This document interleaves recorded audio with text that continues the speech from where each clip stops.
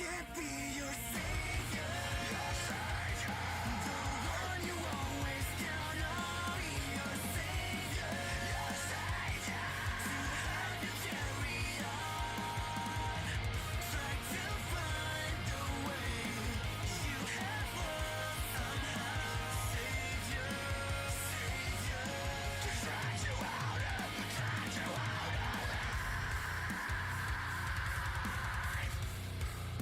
to drag you out of life.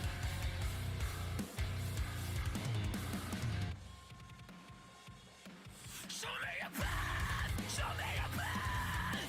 Don't let go of my past and you're my enemy. Gone, all gone. Have I lost the way to see what's in front of me? Oh! So gone, I'm so gone. I am now will have to go. It is killing me. I can't be your savior. Your savior. The one you always count on. Be your savior. Your savior. To help you carry on. Try to find the way you have lost somehow. Savior. Savior. To drag you out of life.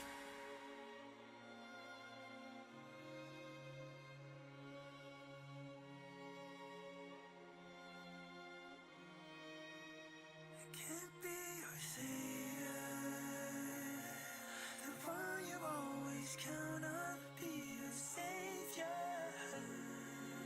To help you carry on. I can't be your savior. The one you always count on. Be your savior. Your savior. To help you carry on. Try to find the way you have lost somehow. Savior. Savior. Savior. To drag you out of life. To drag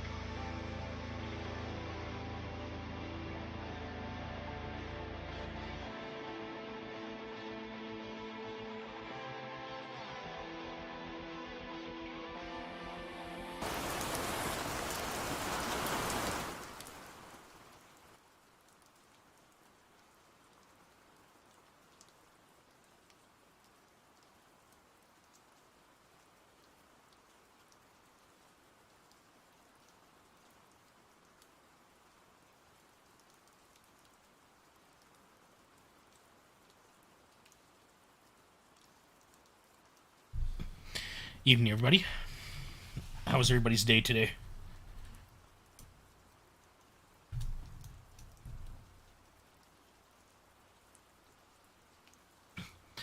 How's the audio? Everything fine?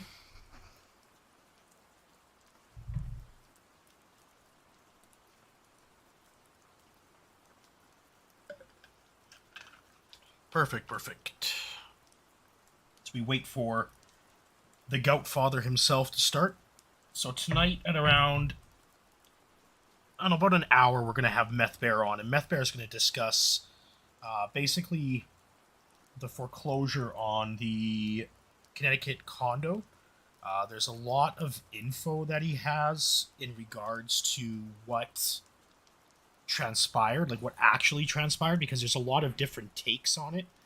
That Phil is still under litigation in regards to the foreclosure, uh, and also that the fact is it was actually wiped out in the bankruptcy, which I don't know how it's possible, but Meth Bear is going to explain it to us, and just a little bit about the bankruptcy and stuff. So that could be that's going to happen in about an hour or so time. We'll just enjoy Phil getting his ass handed to him in fucking uh, Street Fighter here for about an hour. But we had a lot of events happen this week. We had Rich and Phil's fucking argument come to a head. And I've been trying to watch for the last couple days on Rich's fucking live stream that he did where he addressed Phil's nonsense. But it's fucking unbearable. Just, oh. Yes, I'm playing World of Warcraft again. This is the first time this week I've been able to play. So,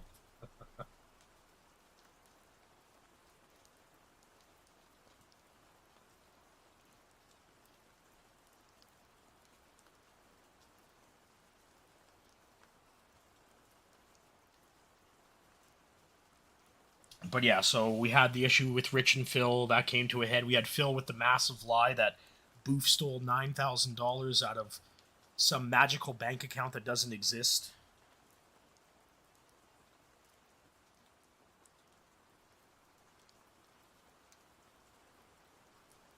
It's the same, Heather. It's the same thing that basically Phil told Keemstar, right? Like, word for word, keep my fucking name out of your fucking mouth. That's exactly the same fucking phrase he used for Keem. So it's like nothing original that comes to Phil's mind, right? Oh yeah, close. Like, who's worse? Like, if you guys think the scat talk on Phil streams is just disgusting, you should hear Rich. Like, Rich puts his microphone to his ass and farts on stream. So you wonder why he lost all his sponsors when he was doing actual reviews, right? Like, you really want to have some reviewer sticking his microphone to his ass as he's telling you how the video card works? I don't think so. So, like, Rich is a fucking disgusting individual. And he'll literally, every single burp that comes out of his mouth, he will lean in and burp into the mic. Every single time. Like, it's fucking disgusting, the shit that Rich does. But again, another Lolcow, right? Just like Phil, they're both out of Bridgeport, Connecticut. Like I said, there's got to be something in the water there. I can't understand how both Phil and Rich, two disgusting individual Lolcow streamers, ended up on YouTube.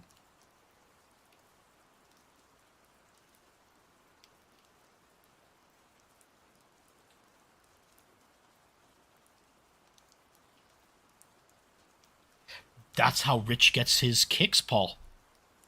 Right? Like, Rich has nothing, like, when Rich lost all the reviews and shit like that, like, all the sponsors and everything, his only recourse would be to become a drama streamer. He had no other avenue. He wasn't going to change who he was to do the reviews, right? It was just going to end up all the same bullshit over and over and over again. So what did he do? Well, he just became, like, Phil's correct. He's like a lower end Keemstar is what he was basically trying to do. And he's still trying to do that. So Phil wasn't lying at that. Phil was 100% correct. But again, like, you look at the shit that comes out of Rich's mouth and you look at the shit that comes out of Phil's mouth. Like I said, like, it's like fighting in the... It's like competing in the Special Olympics. Even if you win, you're still going to be retarded. But Rich is like, ugh. I don't know who I would rather watch. If I had a choice between Phil and Rich, I just wouldn't watch anything. I'd sit in the dark and stare at the wall. Because neither one of them are fucking worth it. You know, Royal... Rich and Phil do kind of look alike. I don't know if Phil had a little less hair and wore his glasses all the time. Could very well be brothers.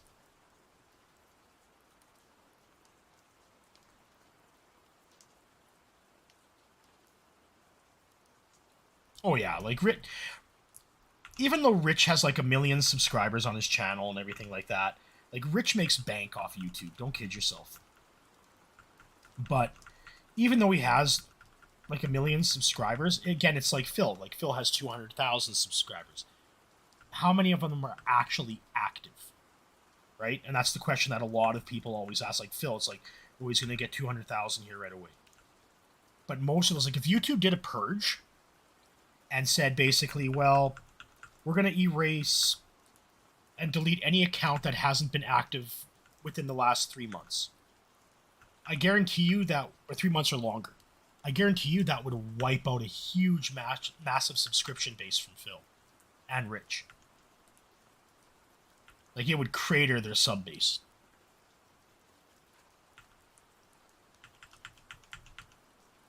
So again, like, you look at what those two have accomplished. Rich accomplished more, but Rich is just...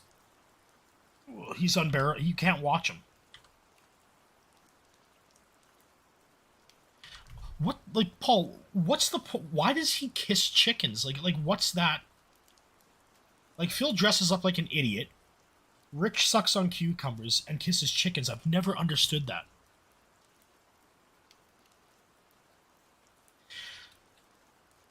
Royal, if you look at Rich in the past, Rich will content strike his trolls like crazy. If they have channels like what we do with Phil, right? The detractor base. He used to strike those channels like you wouldn't believe. And he's been called out on it forever about doing that shit.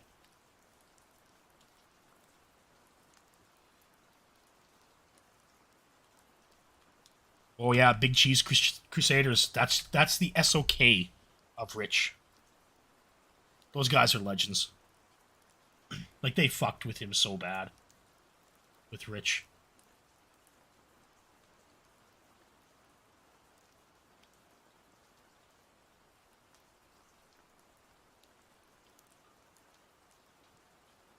Nah, not yet, Lewis. I'm probably gonna go on Sunday. I want to be around on the tractor streams tomorrow for the marathon, so we can continue basically just tallying up how much money that fucker's wasted over the last decade.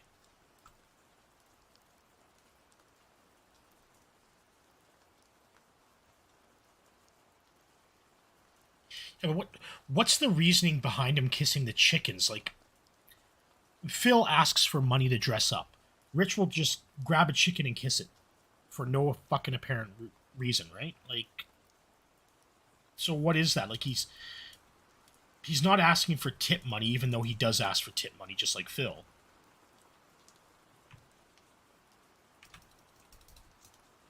Like, I'm surprised he hasn't been banned from sucking on the cucumber. Like, that's a little fucked up, don't you think? Like, you might as well just grab a dildo and suck on that. And remember, like, Rich has a 6-year-old son, too. So what is that going to show that 6-year-old child?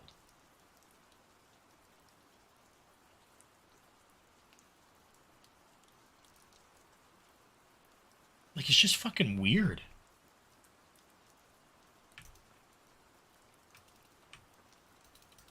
But again, like, you have what? So you have Phil, you have Rich, and you have Ethan.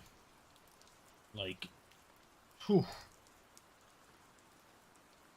And these guys are still given a platform to do whatever bullshit they want to do. So it just gets disgusting and disgusting every single time you turn the channel, right?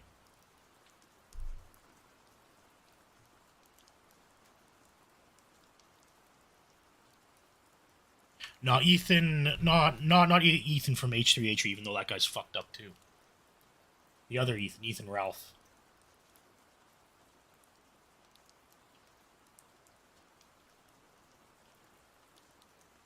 Who was it, Royal? That was, what was it? GTG. He came up with the theory about the Lolcow mansion. Like, where they just rent the mansion for a month, or for, like, the summer or whatever, and you'd have, like, LTG and Phil, Wings, Ethan, like, all those guys in, like, one, like, they'd kill each other. Within the first 2 days, someone would be dead.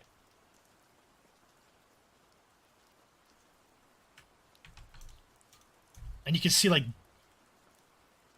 oh, Heather, don't even look it up. Don't even look it up. Like, imagine the smell in that mansion. Like, if they had a pet, Phil wouldn't be cleaning the litter box. He'd just be fucking piling the shit in a bag in some room, probably LTG's room, just to piss him off. Well, you're in for it now, Heather.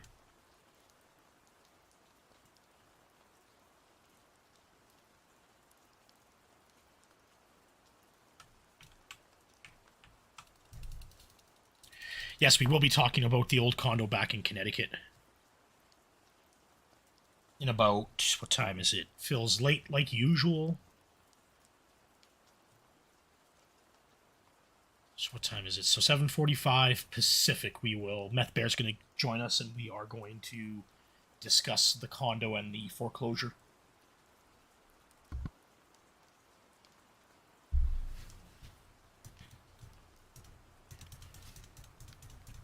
See, but Keem really wants Phil in that, right? Like, Phil's like...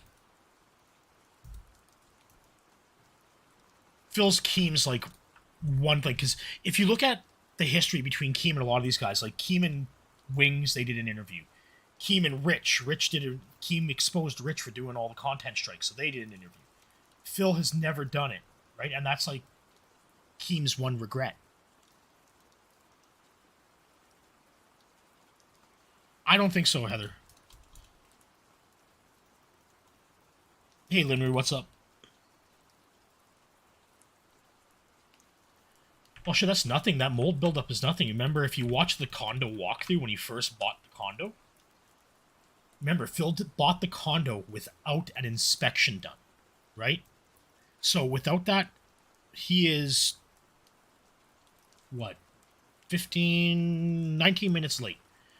Because usually she's supposed to start like 7:45 my time, or what time is it my time? Yeah, 7:45 my time, which is 6:45 Phil's time. So he's late. But like he didn't have the inspection done, and he was told there's a big massive leak in one of the closets upstairs. So Phil goes upstairs, and he shows this on video, and there's this big huge wet spot right in the middle of this closet. Alfred, what's up? So, like, if you think the mold in the in that washroom was bad, just think about how bad the mold is in the fucking closet upstairs. And then you've all seen the pictures of the stream room, right? That so-called office of Phil's, and it just is covered in dust. He's never vacuumed. So can you imagine the smell if you walk into that condo? Unless Cat burns candles all the time. When they were going to see Condo burns down in Renton. Lewis, my guess is to fix the condo, it'll probably cost Phil about 40 grand. Gonna be my guess. Like, he's gonna have, like, so say there's mold in the washroom like Phil says there is. That's gonna cost to have the wall torn out and have everything redone. Then there's gonna be the roof's gonna have to be fixed on it. What else? The garburator needs to be replaced. Like, there's tons of shit. Like, Phil's never done any upkeep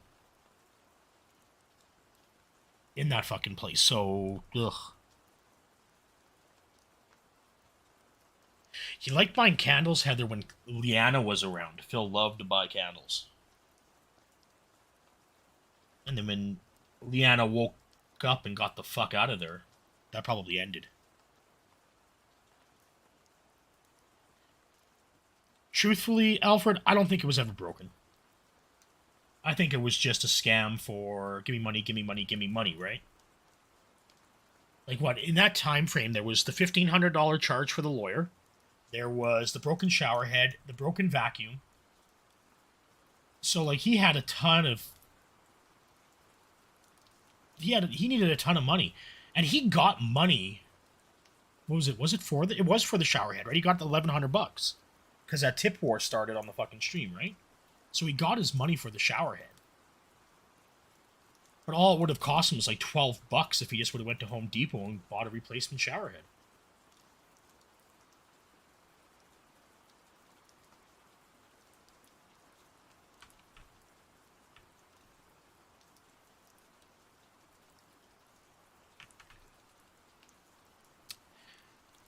You mean gout, Lewis? No, of course not. Phil loves those fake medical scams. It's like his bad back from the fake accident. There's gout that his aunt gave him. There's the ear infections that just magically disappeared on their own and both ears were infected. And you have the post-nasal drip, which is just fucking cat and dust allergies. Oh, the goat man is live.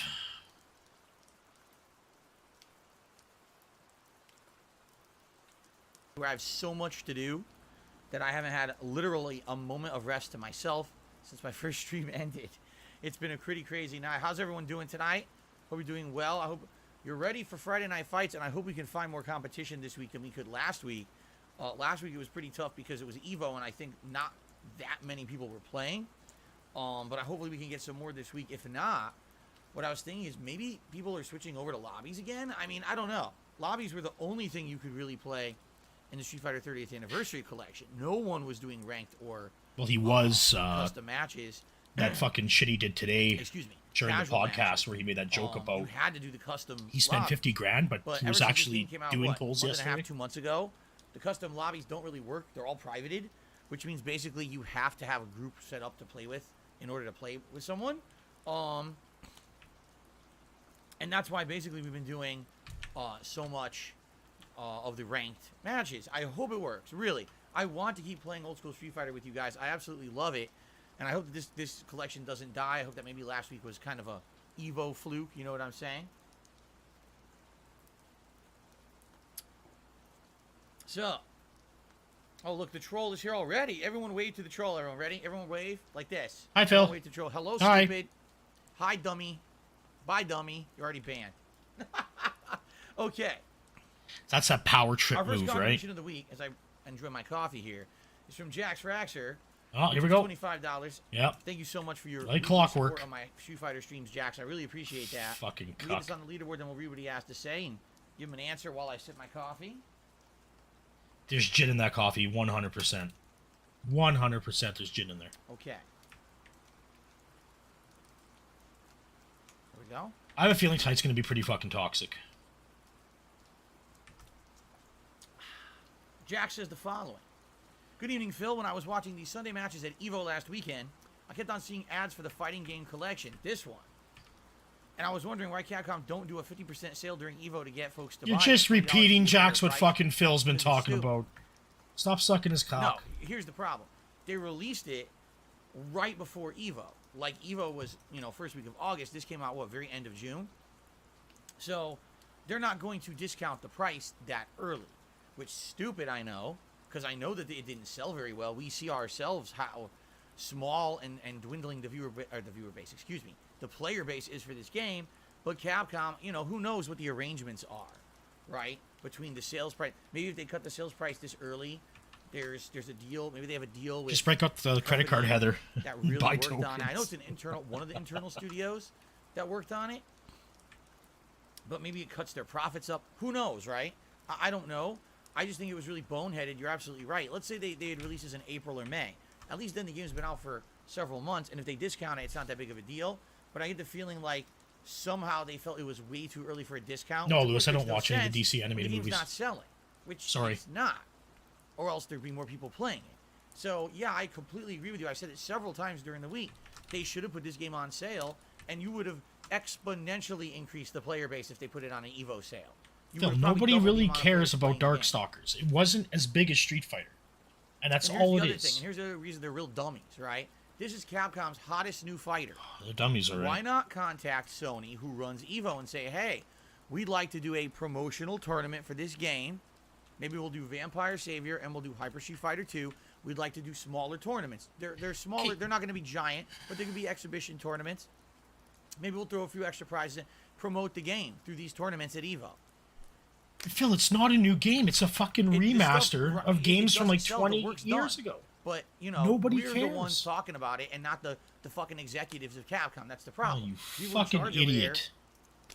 they've been botching fighting games for quite some time. I'm not shocked that they basically botched their opportunity to Oh, make this yeah, game yeah. sell better, Botch too. Street Fighter 5, But anyway, even though it's rated the best fighter we'll do our game best of all tonight. time. Let's Like, hope people will be playing tonight, okay? Probably tryhards like we saw last couple of weeks. I'm gonna need drugs, Heather. That's what I'm gonna need to stay through I'm this all for shit. challenging matches. I just hope that the connections hold up. We have a couple of members. We've got Ron Walters, who's become a member tonight. Thank you so much, Ron. And we got Game 2D, Game 2D, End of Time. Hoi. That's a mouthful. Thank you so much for becoming a member as well. God, I appreciate Phil. that, guys. So as you know, guys, when we play Exactly, Street Fighter, Royal. It's Capcom's just to fault that he remind makes money everyone, off of when I'm them. in the midst of matches, it's very hard for me to interact with you guys. I'm not going to be able to do shout-outs. I'm not going to be able to, respond to your messages when I'm sitting here, playing a match or set. But Even once though your it's lazy done, eye I is have to go fucking search for a new watching match or chat like a set. hawk. There's lots of downtime. Usually when I play this collection to interact, usually we have some fun conversation. Rest assured, if you contribute in any way, I will give you a shout-out. And of course, as you know, we have rewards in place. Raised $50 in tips tonight. I'll put on my pair of Gunner glasses. If you raise $100 in tips tonight, I'll put on a hat of your choice. The M. Bison hat will be in the running, but we'll have other hats as well from the hats that we found during the closet clean out 2 weeks ago, including the Los Santos cap, the Bender hat, and that silly crown. Okay? Hey, Brandon, what's up? He's gonna put the silly crown on? Okay, it still works. Because I was wondering the other day, it looked deflated. I was like, is it losing The air? king It of actually goat isn't. crown. It's not That's what great. that It's is. not a great crown. It doesn't really, puff up that much. But it's Oh, still, the dictator hat. Yeah. Okay. And of course, if we raise the full $150 goal of Pig tips tonight, I'll hail, put on a pig bet. hail, It's right, rare Phil? that we would ever do that during a fighting game stream, so not to worry. Also, quick reminder, and of course, I'll remind everyone at the end of tonight's stream too. Tomorrow, the big marathon. We've got the closet clean out part 2. I'll be going through the closet further, finding even more stuff for my streams, for the setup, maybe stuff to sell. Who knows? Last time we had no idea what we were going to find, and we found some really great gems, and I bet we're going to do just the same this time around. Okay. Yeah. We can see how much money you fucking waste over the last decade. So I'm excited for that tomorrow. And remember, right now there's a poll on the main channel page of DSP Gaming under the community tab. Vote for the kind of fast food you want to see me try on a special edition of DSP Tries It, the best of. Meaning, these are all places I've been before and done DSP Tries It for. They don't particularly have any new things out right now, but I'm going to order a few different things and kind of do like a taste test deal with several different items from the menu of wherever the place is that wins the poll. The places in the running are Dairy Queen, Taco Bell, McDonald's, and Wendy's. I hope The weird Taco Bell part about wins. it is Dairy Queen's massively in the lead. Fuck. I never suspected that would be the case. I thought that would be dead last, but it's right near me and people voted for it. I'm like, You're gonna need the Jack Daniels, Brandon. whatever you guys want, I'm down for that because there's so many different things they have at Dairy Queen that I can try. Different burgers, chicken tenders, chicken sandwiches. 'Cause it's gonna hot be some dogs, stupid shit. Sides, so I'm down for that. He's gonna end up spending like $60 at Dairy Keep Queen. in mind the night is young. We still have That's what's gonna 4 happen. plus hours, before that event tomorrow morning. So you guys could still vote and kind of flip that over on its head, right? Oh, and Paul, Okay. don't worry. Next All right. week is another Relax marathon. Games tipped me $5. He said, "Hey, Philly, I'd like to get into competitive fighting games. What's the best game to get into right now?" To my knowledge, right now, the one that does have the biggest player base for competitive standard 2D fighting Would Be Guilty Gear Strive. That's the one that came out earlier this year, and it had the biggest player count at EVO. No, it's If you Street wanna Fighter talk about 5. Platform fighting. I mean, Multiverses is ginormously huge right now, and it's free to play. So it depends. He on just the doesn't type want you're to say talking Street about Fighter between the 5. two that I would say. Okay. Are we ready? What is Dairy Queen? Look it up. Look it up. DairyQueen.com should have all the skinny on that. It'll show you both their hot menu and their cold. Of course, I'm gonna get hot food. It's supposed to be a meal in the middle of the day. It's not like me getting a giant. Oh yeah, ice Lewis, cream he hates Street Fighter or anything 5. like that. I'm not gonna be doing that. If they look it up on Dairy Queen, if they look up the Probably website, phone. there's specials, but X-Shooter, they're what's going region on? X-Shooter only. just did a super chat and says, "Hey Phil, have you been to Jack in the Box?" Indeed, I have. And if Jack in the Box were closer to me, I absolutely would have put it in the running. Sadly, it's not. Jack in the Box is all the way down that hill, right near Burger King, so it would have been like seriously like an hour trip to get that tomorrow. So that's why. Oh, you mean the Burger King that's 1.2 miles away from you and you can walk it in 20 Jack in minutes? the Box is unique. They are not on the East Coast, but they're out here. What's up, Michael King? Good to have you here tonight. Welcome. I have to get X-Shooter on the leaderboard before we start. What's the reasoning fresh behind as him fuck lying tonight. how I'm far literally right out of Burger the King is shower. away? That's why my hair's all over the place. Lewis, Okay, he's like let's put 1.2 X-Shooter miles on the away from the leaderboard. Burger King, and it's supposedly next to the Burger King. And let's see if we can find someone first of all. Yeah, Heather, next Friday, make sure you have something to drink, because it's... Turn these off for now, but we'll turn them back on if we need them. Okay. Okay, X-Shooter.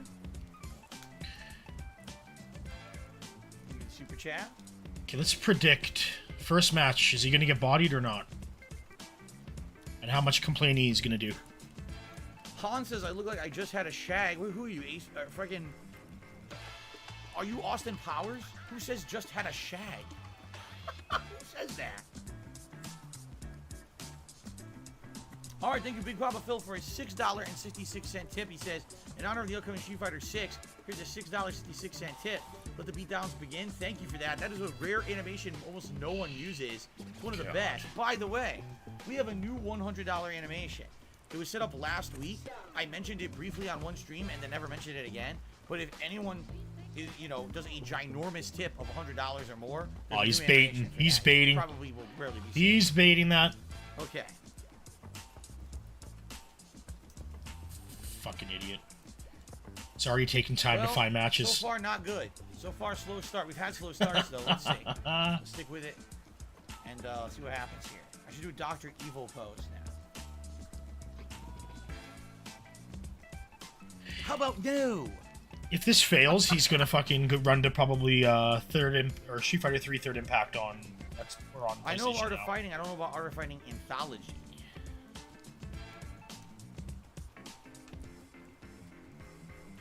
Because he ain't gonna go. 30th anniversary has no player base left. He can't go back. Wonder McThunder, I seriously would not recommend buying the game. If you haven't noticed, the last several times we've played it, it gets rarer and rarer to find a match, so I would not recommend buying it. It looks like it's going to be dead. Unless you're going to play offline against other people, the online play looks dead. Oh, he's finally got a match. Here we go. Oh, we got a Street Fighter 2. Watch, it's Goji Tanks. All right, here we go, everyone. Hyper Street Fighter 2 to start. Now, we had a request earlier. Would I pick Sagat? And the answer is yes, I will. Of course, Brandon's dead I on will pick arrival. Broken Ass Champion Edition Sagat. Who am I going to face? Super Turbo DJ? That would be interesting. No. Dalsim. Okay. This will be very interesting. Huh. The reason why it was dead is nobody gave a shit about fucking Darkstalkers.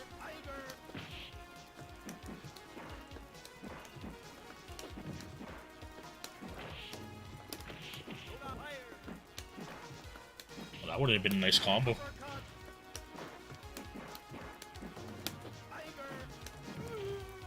His jumping roundhouse is broken and has almost no hitbox to hit in the air.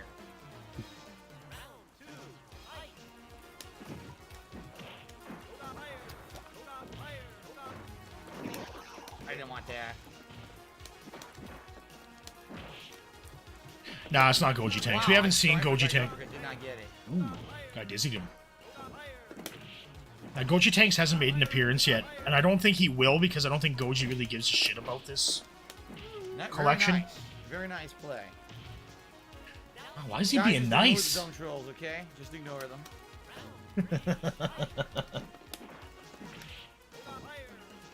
Thought you said you couldn't watch chat, Phil. Only if the trolls appear, right? Alright. Alright.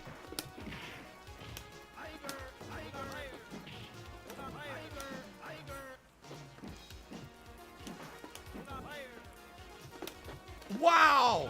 It dropped my input twice, which really Sure sucks. it did, Phil. Sure it did. I'm not gonna come back now.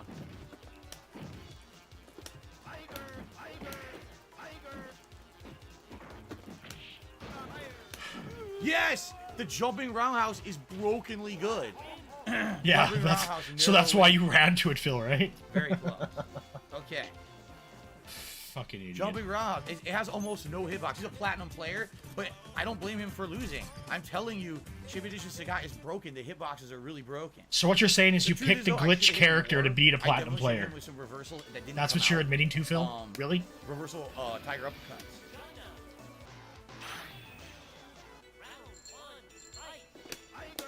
But it's broken, right? And he knows it's broken, so he can glitch it. So he's gonna use it.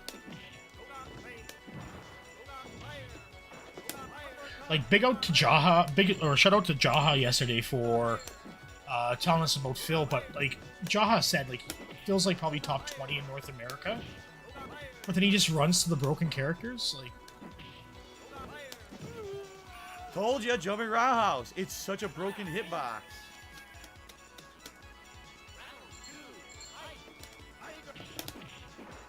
Ooh, that was a good combo. Yeah, basically. Basically, Heather.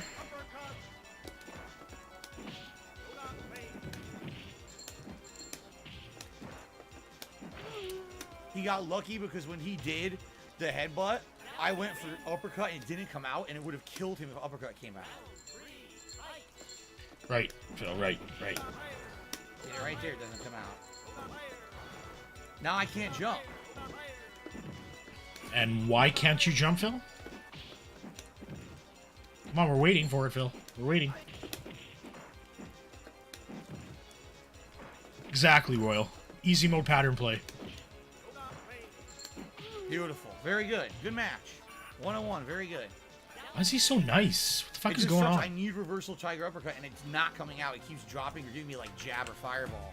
And I have the opportunities to do them. Like, here it comes, blasting through. It doesn't come out. It's very frustrating. He's a very good player. He deserves his platinum ranking. Oh, you know what? Let's make it fair. Let's do a full 3. We'll make it fair. I could switch it up, try to counterpick, but let's do a full set. Well, he just started sipping the gin out of that coffee cup, right? So we're gonna have to give it a bit.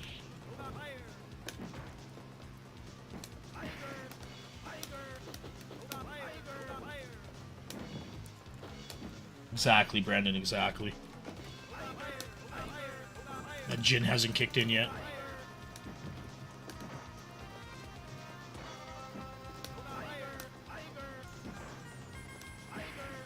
I have a feeling he let the guy win the last round. There we go. I just got to be careful, stay at mid-range, and counter kick.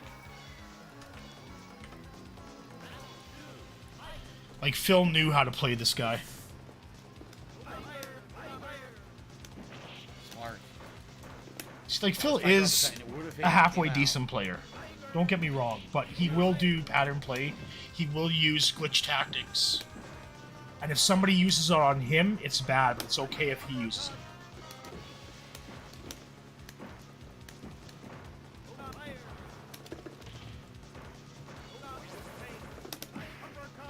I got the super in there.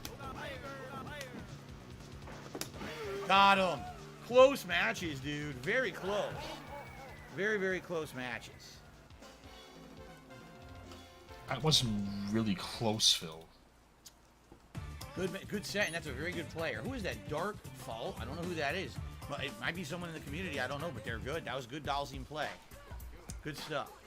That's right, Big Papa Phil. So what happens is you can't keep playing offensively in that match. You So play he's more being nice defensive. to somebody in the You wait for him community? to make mistakes, you're Is that targeting what? him. I'm telling you, the old Sagat, so that was Champion Edition Sagat. Him and also old Sagat from Super Turbo, which is the alternative version of Sagat. Their jumping roundhouse is brokenly So good. was he nice It because has the a guy might tiny be somebody hitbox, within the and community? most moves that would knock moves out of the air clean won't hit that out of the air, so you end up losing so much health to the jumping roundhouse. Well, he did that, Brandon, there with that, Shout out to Haseo. Haseo X5 Gronk or whatever that he was playing against. Matches. Why is it that whenever there's special side promotion, there's always a Street Fighter game on sale, but this collection doesn't get any love? Do you see this being a PS Plus Xbox game? I would hope so. It's the thing. Like, I don't know what the arrangement is, being that it's a relatively new game. Maybe they can't do shit like that. But I would say the only way this game is going to get traction is if they do that. There's no way more new people are going to buy this. It just sounded funny that he said it's somebody, it might be somebody within the community. Right? They played it for like a week, then they dropped it. So is he trying to get back into the community? See where the player base is at. Like, they need to put this on sale, or it will never ever have traction. It's just going to die. It's stupid. Even the Street Fighter 30th Anniversary Collection, a collection that sucks ass and runs like shit online, was put on sale multiple times. You mean the collection that this is based off of, Phil? Again, it might just and be uses the same so netcode? Close to its release, in which case, don't fucking release it a month before Evo. That's a stupid decision there, right? Really dumb. Yes, Jaded is Business degree, right? Business degree. No, Street Fighter experience does not make you a boxer in real life. What the hell are you talking about? Okay. I bet you Phil used to tell people that he knew martial arts because he Alright, played Street cool. Fighter. Another match quickly is always a good thing.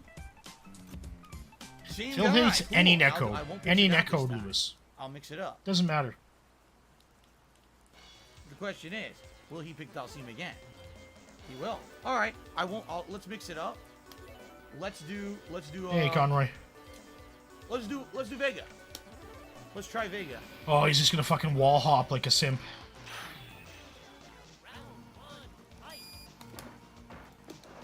Oh, there's audio glitch there again.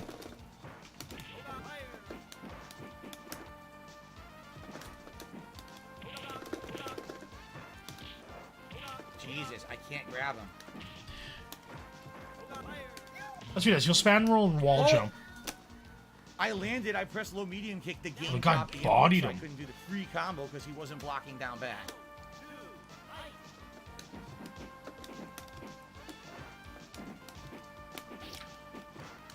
Oh yeah, Conroy. Fuck. It's too far away. It's gonna take him an hour to drive there and back, and it's 1.2 miles. He can walk it there and back in 20 minutes.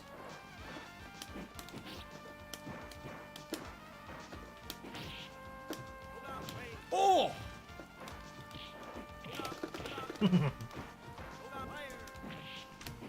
Yes, meaties. Meaty jumping roundhouse and low medium, and it stopped him. Good shit. Hey, Damien, what's up?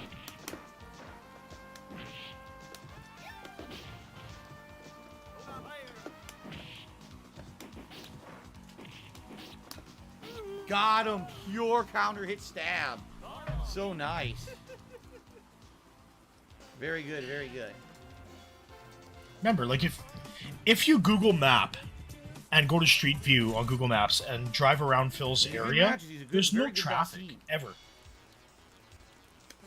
Like, it's a dead area. The only time he had traffic is probably when he drove Cat to work that one day because he didn't want to drive. I'm not going to do courses for fighting games. That's ridiculous. Ooh, he switched to Ryu. Courses for fighting games? What? Professor Phil? I can picture that. If the opponent's beating you, just scream lag. Just scream lag.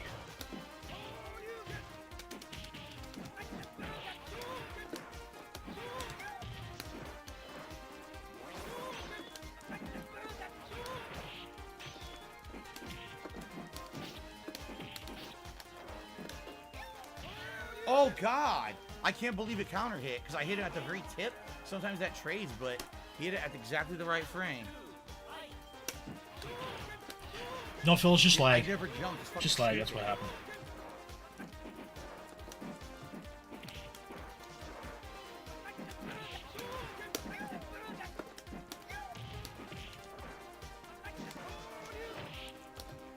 Possibly Brandon.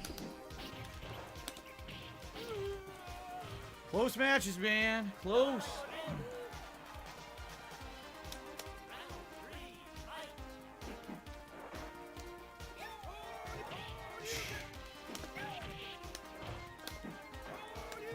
Bullshit. Yeah, my moves aren't coming out now, and he's getting away with free hits. He's not Yep. earning. I hate that shit. Yep. Didn't earn it. Hit landed, Phil, means that What? hit was I can't earned. do a move now. Oh, it's lagging. Phil's lagging. What the fuck?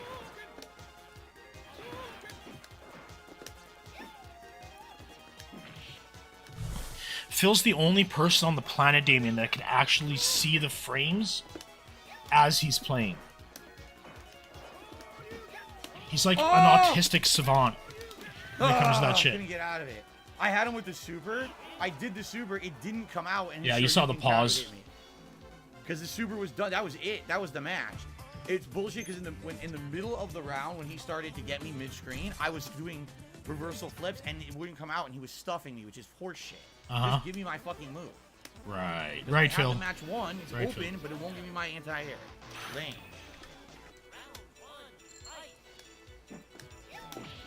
Oh, you fuckface.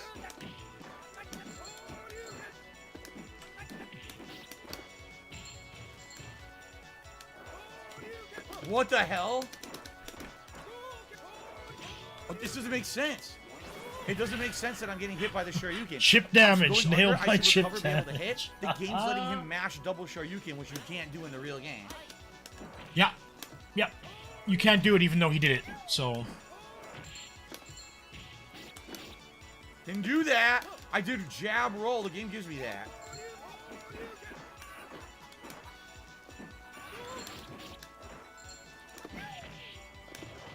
No double roll.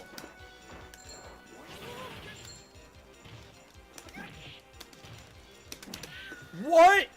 It didn't give me my move at all. Come on. That's bullshit. Phil's gonna run. It sucks I'm not being outplayed. My moves drop like crazy. So that time when he did the crossover, first I did the anti-air flip because the game times it wrong with the netcode. Yeah, the Phil anti-air ran. flip comes out late and he stuffs it with a jump kick. So the second time he goes to do it, I said, okay, I'm going to do the invincible flip. It's invincible on wake up. It's a one frame back flip, and then you can do whatever. He would have passed through and not known what to do. Likely would have mashed Dragon Punch, in which case I would have punished it. I don't get it. He just kicks me. Okay. Phil, you lost. Just suck it up. It's just fucking annoying. I like the guy. He's a good player. I want to keep playing him. I hope he's still playing. I would like to play him a bunch tonight if possible. But I lose the match because the fucking moves don't come out. Not because, oh, he outplayed He me. started I know drinking, he's doing Conrad, at the one save, beginning. He here had a comes cup the of counter. coffee, said he Move was drop, coffee in it. move I'm pretty drop, sure there was move drop. gin in there. Every time that he jumped and did the wall poke like that, I never even did it. That's me doing down, back, forward, and jab. But because the shitty rollback netcode thinks I'm doing something different, it gives me the wall jump poke instead of the forward jab roll. It's a completely different move. I'm never inputting it. It's the game being fucking stupid. The netcode sucks. I'm sorry. Rollback netcode sucks, and delayed input netcode sucks. It's all shit. He gave me the wrong move in a close match where I absolutely need the move. Fuck me, this Don't is a give me the continuation move of last week. very easily, like down, back, forward, jab. No, that's up and jab. No, it's not, you piece of shit. It's not. Your netcode is terrible. Now, remember, he used to bitch about this Alright, with let's the look at 30th anniversary back in the day. And What's up, Danky, how are you? he went into training mode and he turned on the inputs, and you can see he was doing the input wrong all the time. Shinko, huh? What, Shinko?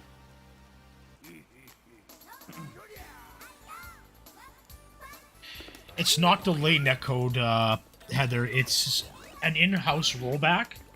So with... Technically, there's 4 different versions of netcode. The fourth one isn't really a version of a netcode, it's more of a platform. So you have delay, you have rollback, and then you have GGPO rollback. And then you have what they use on the PS Now with Street Fighter 3rd Impact, which is like central hosting. That's streaming service, right? So nothing's actually on players' consoles. It's streamed and they just connect to it.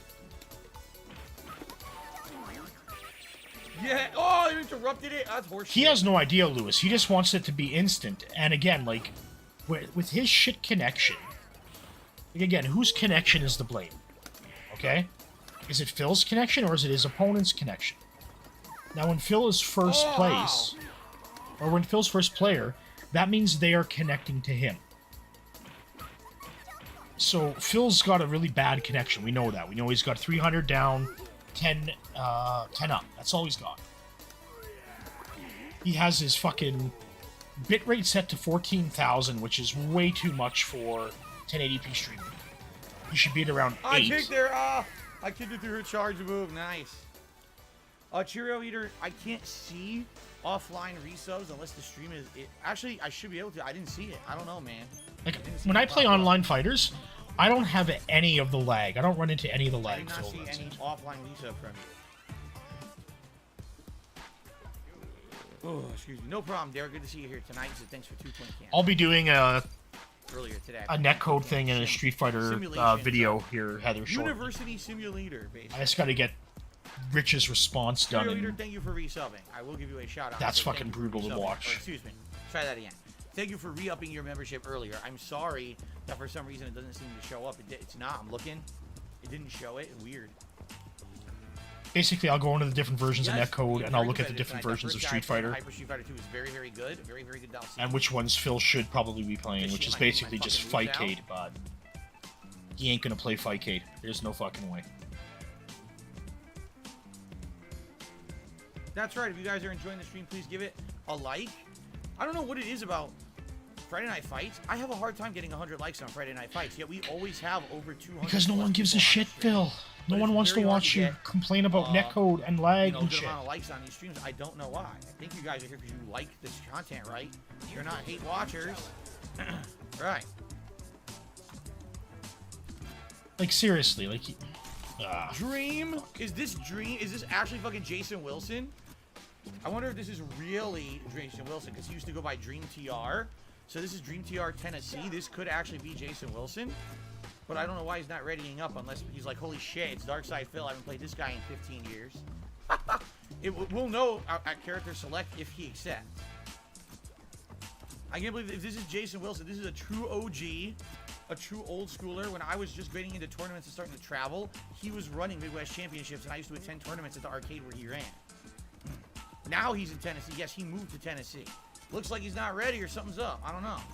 Timing out. I would love to play him. That's funny. Apparently, Jason Wilson plays this collection. Who would have thunk it? How much you want to bet that it's actually Jason Wilson? Yeah, I don't know. I don't know why he didn't decline it. He just didn't accept it. Jason Wilson, it's funny because Big Papa Phil says Jason Wilson fears the top American player. I beat Jason Wilson. It's because he's such a professional Street Fighter player, he knows exactly what netcode is. And of course, he was upset and everyone else was upset. The difference is, he's not a sore loser. He wasn't like, oh god, I hate Phil or anything. And actually, we were quite friendly over the years. I always attended his tournaments and supported his tournaments. It's not a poor loser. And, like you, Phil? One of the last tournaments I went to play this game was the Super Battle Opera qualifier he held in Tennessee. Yeah, that's what I got footage of and everything. Derek says, I played him once in Ultra Street Fighter 2. Did I like one match? I'd like to play him. I hope he's going to be around tonight. Maybe I can grab him and get a match with him here. That would be great. That would be truly old school. I have no idea what his Twitter is. Some guy named Jason Wilson that he thought he was about to play him. Like old school player I've seen in this game. If that was him again, that would be his tag, Dream TR, and then TN for Tennessee. That would make sense. But that's the first true person I've seen playing it. Like everyone else, I don't recognize a single person. You know? Because they're all playing Fightcade, Phil. Like Derek, yeah, I would have considered him a friend in the Street Fighter community. Absolutely. Like I say, I would support his events. He would support me. And, you know, we were nice to each other and everything. It was, you know, people who weren't assholes, even though we were competitive in Street Fighter, you know? And now he's getting no matches already.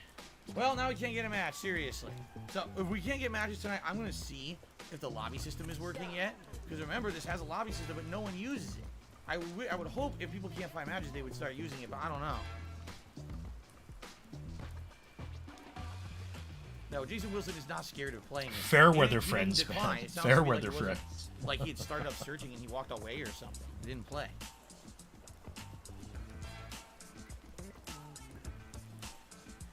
Oh, I'm just curious for the sake of curiosity, okay? No, not lobby ID, join lobby.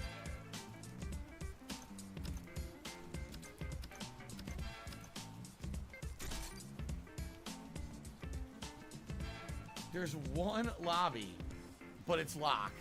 See? No one uses the lobbies. No one.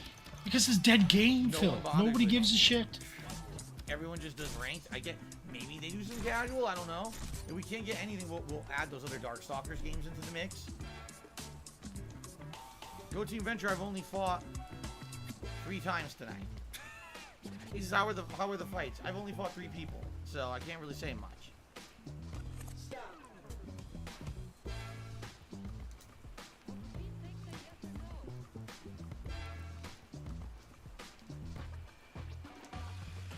Why don't I select every playlist? Because I don't want to fucking play Cyberbots. I don't want to play Warzard or whatever. I don't want to play any of that shit. I only want to play the real fighters. When did I last play Street Fighter 4? The last, unless there was a special event where you guys had me play it, which I don't remember. I would think the last time that I played Street Fighter 4 was when they did the final expansion. Remember they did that Ultra Street Fighter 4 final expansion that had like was it Hugo and there was a different version of each character that played very differently or something like that? That's the last time I played it. The last time I played it competitively was the Screwtack Gaming Convention in 2013. It was in the Iron Man of Gaming event where you had to play in several different tournaments. It was Tetris, it was Street Fighter 4, some version, I don't even remember which one, NBA Jam, and maybe 2 other games, and I actually, I won the Street Fighter 4 tournament.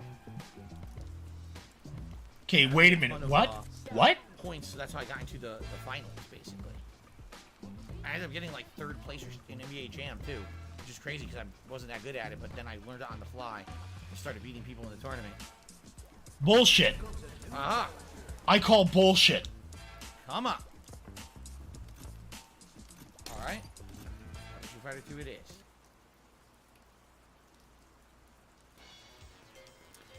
Ooh, I don't know who I want to use.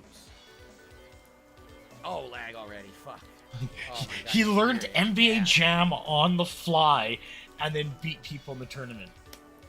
Oh, fuck. And then I won can't the Street select Fighter Super 4. Turbo. Jesus What? fucking Christ. That's not good, man. It's a bad sign. Let's try Balrog. Oh, God. He fucking around the Balrog. Not good. It's gonna cheap him out.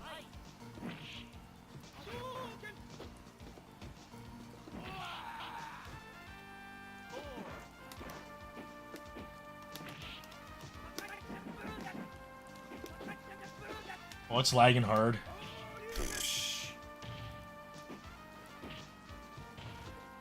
I can't time anything like this.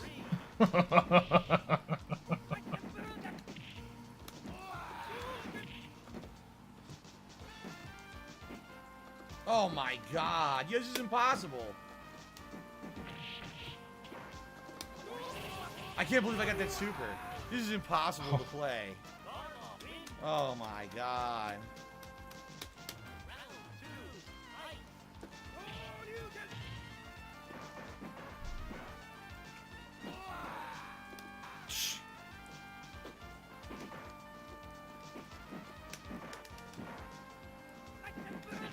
What? I'm This is crouching. fucking How could it hilarious. possibly have hit me?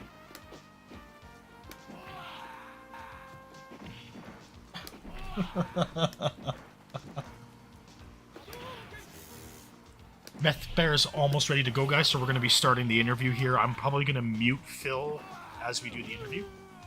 So if everybody's okay unplayable. with There's that, no just way letting I'm everyone rematching know. That guy. That was one of the worst I've had. Seriously. That was absolutely one of the worst I've had in this collection. Yikes. Rantoy, I'm really sorry. The match quality was absolutely atrocious. Please, I was going to say, please back out. Do not fucking make another match on that. That was a real bad. Yuck. Green Dragon. For the $1.50, says Green Dragons take special pleasure in corrupting the good-hearted. Well, there you go. Meth Bear, are you Humble, ready? Corrupting Green Dragons. You see, guys? You see what I'm saying? Any other stream, if I said to you guys, hey, man, you know, we don't get many likes on this stream. Could you guys give a like? The stream would jump 30, 40 likes. I said it. We got like 5 likes. We're at 40-something now. And we have 200...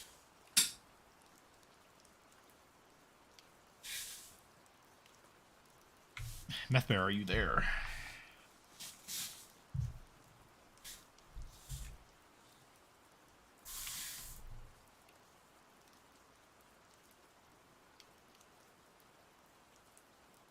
I'm here. Am I live? Can everybody hear Meth Bear? Just checking with chat, just to be sure. Oh, okay. Yeah, you Actually, are live, Meth Bear. If you need a little bit more, just let me know. just give me a second. I just need to attend to my best friend here, my little dog. He's wanting to I have him here in my office. I just need to take him away. He's getting a little fussy. So Sure. just give me a second. All right. Take your time. Yeah, Pomeranians are little beasts. So, okay, just a sec.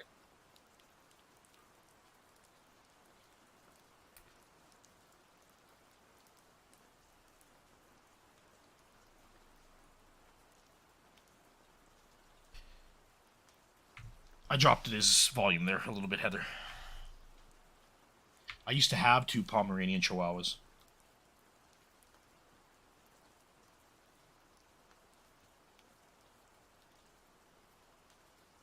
And they were mean little things. Whew. But I miss them.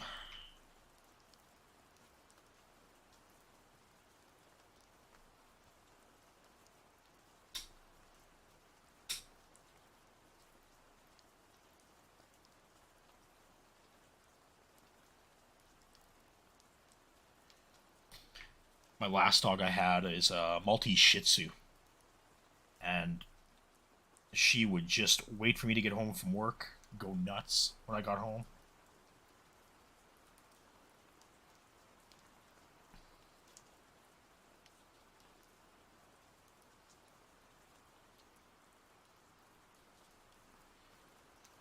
Any Chihuahua's mean. It's 50% hate, 50% tremble.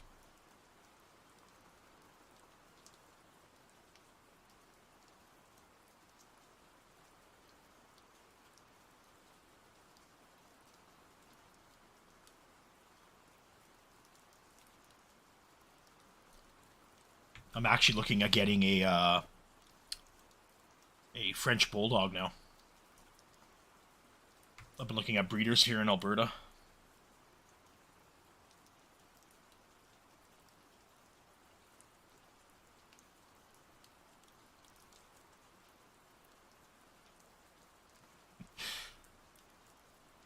My Pomeranian Chihuahuas hated everybody but me.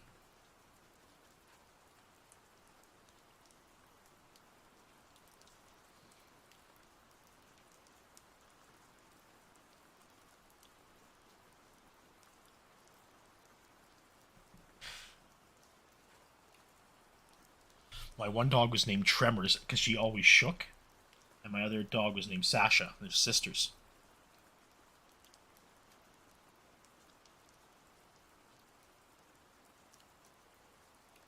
Look, and Phil is still looking for matches. And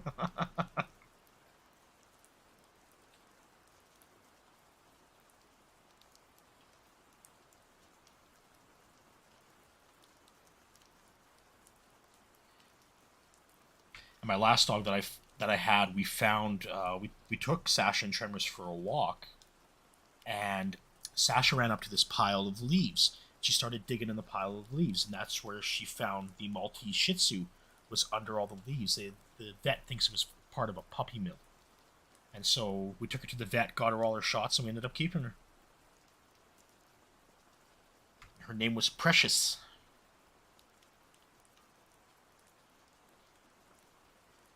But she ate everything in sight, and she was a chubby little dog. Whew. I don't think Maltese Shih Tzus are supposed to get to like 50 pounds.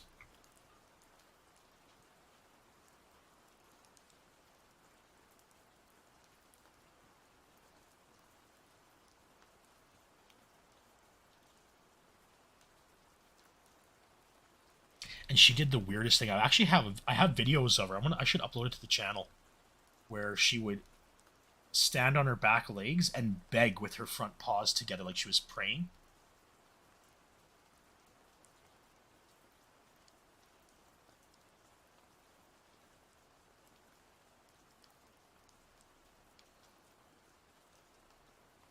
Okay, I'm back. Awesome. How's Meth Bear's audio, everybody?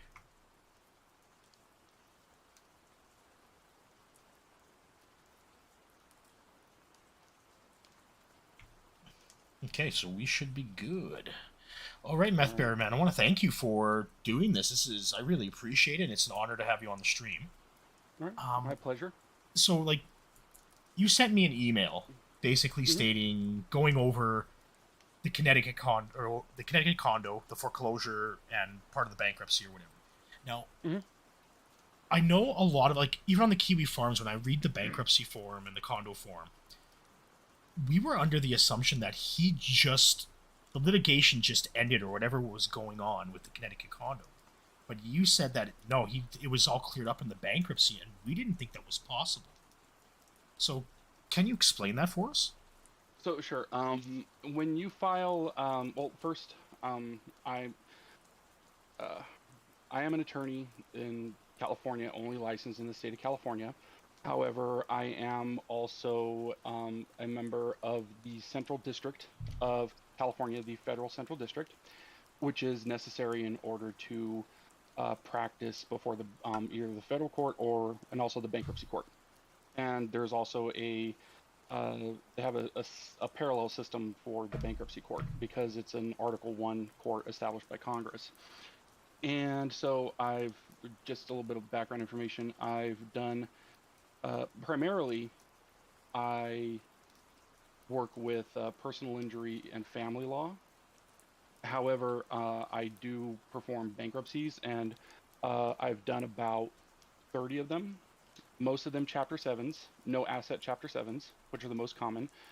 Some of them have been asset Chapter 7s, which on Kiwi Farms, somebody said that Bill's case had been converted to an asset Chapter 7, which means there's something to give out to creditors. That actually didn't happen. And there's also, I've done 2 Chapter 13s, which are where, it's the wage earners bankruptcy when you try to or pay back a certain portion of your debts over either a 3 or 5 year period. Okay. So what happens here is that when you file for Chapter 7 bankruptcy, what happens is that the bankruptcy trustee is assigned, and they collect all of the stuff that you put on your schedules becomes part of the bankruptcy estate. It's no longer technically your property. And they're not interested in ladles and cheap jewelry and small electronics. They're looking for big stuff. They're looking for Rolexes, high-end jewelry. They could be looking for collectibles, art, things that when all is said and done, they can sell that at auction. And after all the costs are calculated and taken out, that they could have something to distribute here. So they're not worried about if you have a desk fan or anything like that. It's garbage. It's nothing to them. So what happens is that if you have something that is non dischargeable, period, such as you can include those as debts on your bankruptcy petition. You have to. So those would be things like child support payments, back alimony payments, non-dischargeable tax payments, and those are back taxes that you owe that are within the first 3 years of you filing. If they're older than 3 years of you filing, you might be able to get those discharged. And student loan debts. Those are just not dischargeable in bankruptcy. They're exempted. You can't go ahead and just say, I'm not going to pay for my kids or anything like that. It's like, no, you still got to pay that child support. Okay. So what happens is that when it comes to discharge, all of your liability and obligation to pay is eliminated. Period. End of story. Okay. And that's on both secured and unsecured property. So what the lender in Connecticut was left with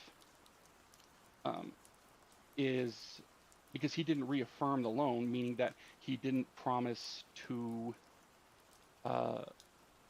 basically go back under the same conditions and to accept liability like he would have before the bankruptcy. Yeah. Their only remedy was to seize the property, which they took in something called strict foreclosure. And strict foreclosure, unlike judicial foreclosure, is when the bank sells a house at auction or property at auction to someone else. They just take the property and do with it as they please. They can rent it out, they can hold on to it, they can sell it. It's not something that passes through them. Okay. And they're done. That because he was granted bankruptcy, he doesn't owe any of what's called the deficiency. And a deficiency is the amount of a property that's, if you have a mortgage, a lien on a property, it's the amount that is unsecured by the value of the property. So I think I put it in. I think I put the explanation in there. Say if you have a $500,000 property, but let me see how it is. Say if you have a $500,000 property, and you have a no, sorry, it was reversed. If you have a a property that's valued at $250,000. Sorry, it's been a long day, and you have a $500,000 mortgage. If they foreclose on that property, that's called a deficiency. That is an unsecured debt, just like a credit card debt, and they normally can come after you to try to get that $250,000 back, right? That you still owe from the mortgage because Okay. you signed the contract. That's what I think we all thought, because we thought they were going to take him to litigation and then sue him for that whatever was remaining, Nope. right? Discharge and bankruptcy. Even if you don't say, if anybody declares bankruptcy, your obligation to pay your mortgage or your car note is eliminated. However, that won't necessarily stop the lender from just taking back the property, from seizing the property. Because a lot of mortgages actually have clauses in them. Yeah, actually I see this. The bank moved on. Well, it wasn't that the bank moved on, the bank couldn't collect on it legally. It's called estoppel. It's the obligation to pay was discharged. Your duty has been discharged. Your duty to pay has been discharged. It's done. Okay. And so the bank legally cannot go back and collect that debt. It's bad debt. They write it off. It's the cost of doing business. And yeah, they can't go after that. If he didn't declare bankruptcy and they went through the foreclosure, yes. Connecticut is a deficiency state. There are some states that do not allow lenders to go after deficiencies under certain circumstances. But Connecticut is, if you owe money on it, the lender can go after you for it. But bankruptcy even would have wiped away or would have discharged his obligation to pay his mortgage on the Condo. But he signed a reaffirmation agreement because more than likely they would have said, if you don't, then we'll just go ahead and seize the property and you'll have to go find someplace else. Not all lenders will do that. You can still not have an obligation to pay, but if you don't pay because you still have the contract, but there's a lien on the house, you still have to pay that mortgage. Or they can come, especially happens if the home is not underwater and you were basically caught up on payments. You were caught up on payments at the time of the bankruptcy. So basically they're looking at you and just say, well, just let them keep paying because they're steady. Otherwise we'll have to kick them out and go through an eviction action or unlawful detainer, depending what your state calls it. And try to force you out, which can take up to a year or so if you fight it, and that just costs more money. Just let them keep paying on it. At that point, they don't actually report your payments to the credit bureaus. They don't have to, and so you can't actually, even though you might pay off the rest of that mortgage, the credit bureaus aren't going to know it, and it's not going to help your credit. So that's how that works. So yeah, they were done from the moment he filed for the bankruptcy, and they knew it. So they went through the process of getting an assessment, lodging it with the court mainly for tax purposes and also for what they can write off as bad debt for the corporate taxes at the end of the year. See, so because this just amazes me because, again, like we thought, like my theory is that he was gonna get he was gonna go into litigation with MidFirst over the Connecticut condo, and they would probably put a lien on the condo. That was my theory, but like my theory just completely got wiped right out then because he basically like he lives up to his namesake of the pig roach. Like he just lucks out over and over and over again. This isn't luck. This is just the bankruptcy. This is the bankruptcy code. Whoa. It literally it works for everybody. It just wipes out his obligation to pay, and all they can do is collect on the collateral. Yes, that's what they're limited to. So, like I said, but if he didn't declare bankruptcy, let's just say if he had already declared bankruptcy, and let's just say and he was keeping current on the Connecticut condo, let's just say, but then he fell on the hard times and things tumbled. Like say if what happened when he chose to stop paying happened after he declared bankruptcy. All right. Does that have to do with the guy that basically asked during the call that did he know that he was when he was insolvent? Well, right. Actually, that's actually, let me back up. His obligation to pay on that on the condo or on the Connecticut condo would have actually been wiped out. So if he had, that would really it's really a timing situation on when a deficiency could occur. One of them, when a deficiency they could come after you, is if you have sufficient assets. And that liquidity thing, I think he was just trying to sort of get out. I think he might have gotten in a little over his head there because I think he had purchased the debt from Citibank, but he represented himself as being, agent from debt collection from Citibank, which he really shouldn't have done. That was not a smart move on his behalf. But I think he was just trying to at least get Phil to say that he knew that he was insolvent and he was still buying stuff leading up to the bankruptcy, at least, just to get something out of him. Okay, right? do you think that guy was real or was he a troll? I don't know if he was necessarily. I don't know if you would necessarily call it trolling. I'm just going based off of what Nick Ricada said was that somebody had purchased that debt from, I believe it was Citibank. Yes. Yeah, and so he went in and he was able to be there. But the thing is that he would have had to have represented himself in his own capacity. And he represented himself as representing Citibank. It's like, no, he was assigned the debt from the Citibank. There is a difference.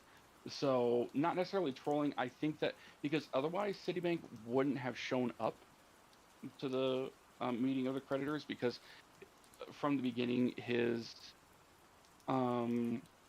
case was looking like a no asset, but because of COVID, COVID saved his ass. Let me tell you, because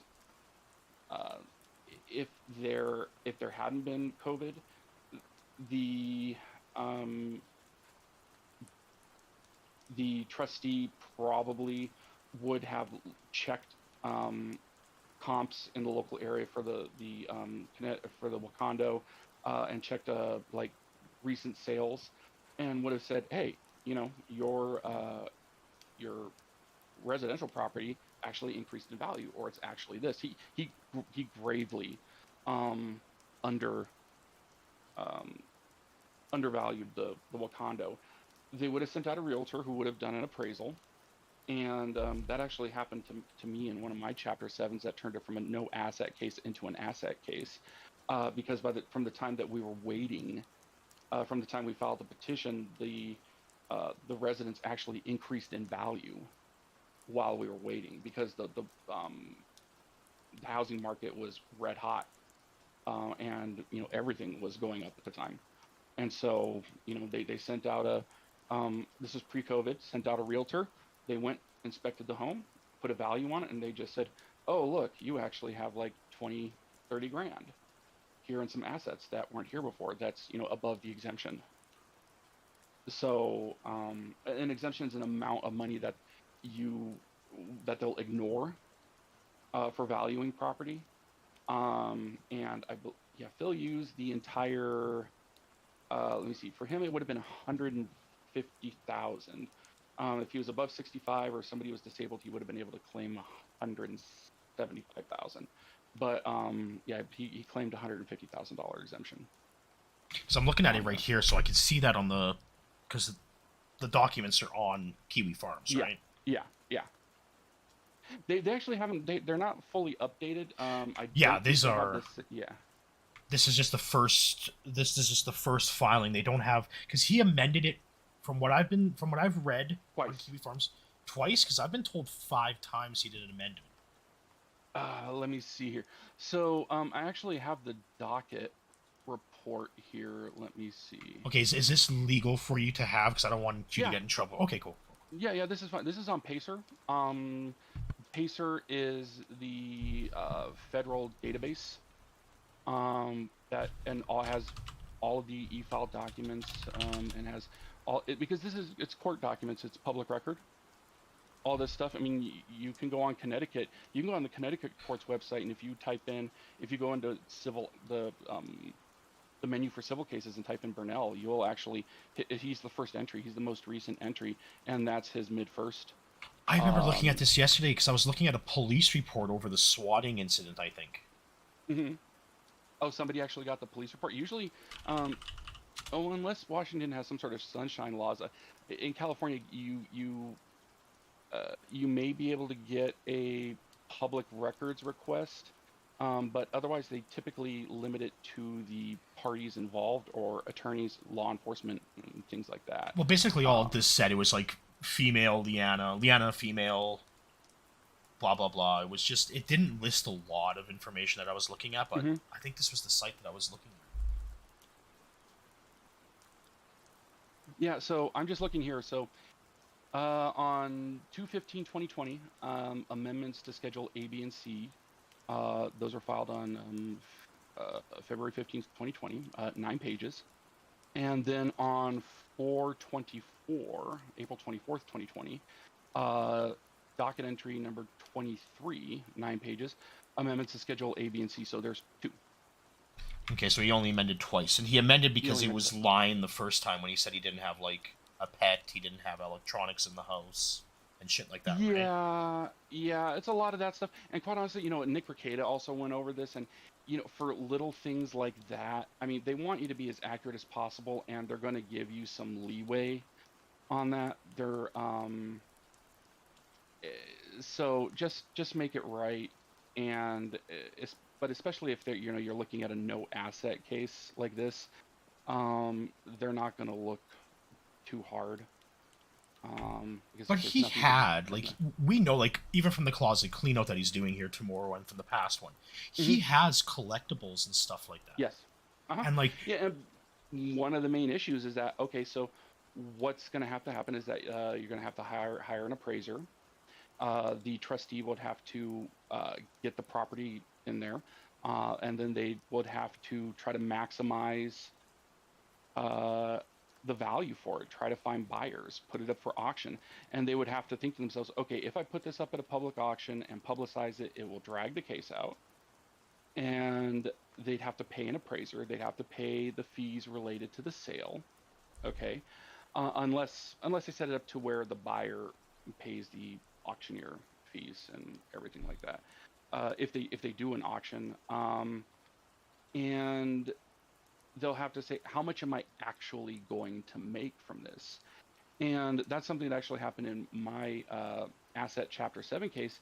Even though there was about, what was it? About $20,000 or $25,000 in assets, I negotiated with the trustee to squeeze that down to about $8,000. And they paid it off over a 20-month period, just broke it up over a period. And, it was cheaper than doing a Chapter 13, where they may have had to pay back, 80% of what the clients owed or so, something like 50, 80%, maybe even 100% if they pass the means test for Chapter 13. And so it's like it'd be a lot cheaper, and you'd be done, in less than 3 years. And if you're looking at a Chapter 13 case, you're in there for a minimum of 3 years that they're going to set up that payment plan. And just if you do it this way, it happens. Crap like that happens. They got caught at a bad time, and their house happened to increase. But what the trustee was looking at was the trustee would have to hire an attorney, a bankruptcy attorney, to go into court to file an adversarial proceeding, and then they would have to we would end up arguing over how much is the house really worth, right? And that's going to cost its time and money. And if they were to sell it, they'd have to put it on the market, try to sell it. Is it really going to go for that much? And they would also have to consider what type of repairs need to be done. Does it need a new roof? How's the AC system? How are the pipes? What's the backyard look like? Does it have a pool? Is the pool actually functional? Those are expensive to fix. So, going through all these things is sort of like, God, this thing's just going to be, uh, it's just going to be a mess. It's going to be a pain in the butt to deal with. And they'll just, might just ignore it. Sometimes the trustee would say it would just be too difficult or too much of a pain in the butt to deal with. And they'd have to basically go into their own pocket to hire an attorney, then it can come out to naught. And because they make money based upon how much is collected from the asset cases. They do get paid. Yeah. So the more that they collect, they usually, it's a fee is usually around, it's regulated locally by local rule, and it's typically around 10, maybe about 10% or so. And so, if they get $25,000 in assets, and after they just take that right off of what's, they end up collecting, and they just take 10%. Yeah. And that's theirs, and that's how much they make. Right. Okay. Like, And guy not with bad, two so guy with two names brings up a good point here. This is one thing I wanted to ask you. So when he was doing that interview on the phone with his lawyer and the judge, that wasn't a judge, that was a trustee. or the trustee, okay.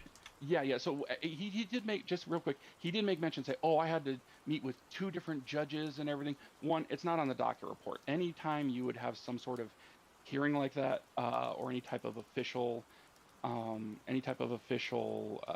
hearing or meeting, it would be on the docket. You're not going to have some unrecorded ex parte or special meetings, and it's not everybody's going to, it's just going to be hidden. No, if you end up talking or being before a judge in a Chapter 7 case, which is effectively administrative, and it's auto discharged after so many days. They just use an electron, just a auto sign it. You have made some very poor decisions in life, and you are in trouble if you actually have to talk to the judge in a Chapter 7 case.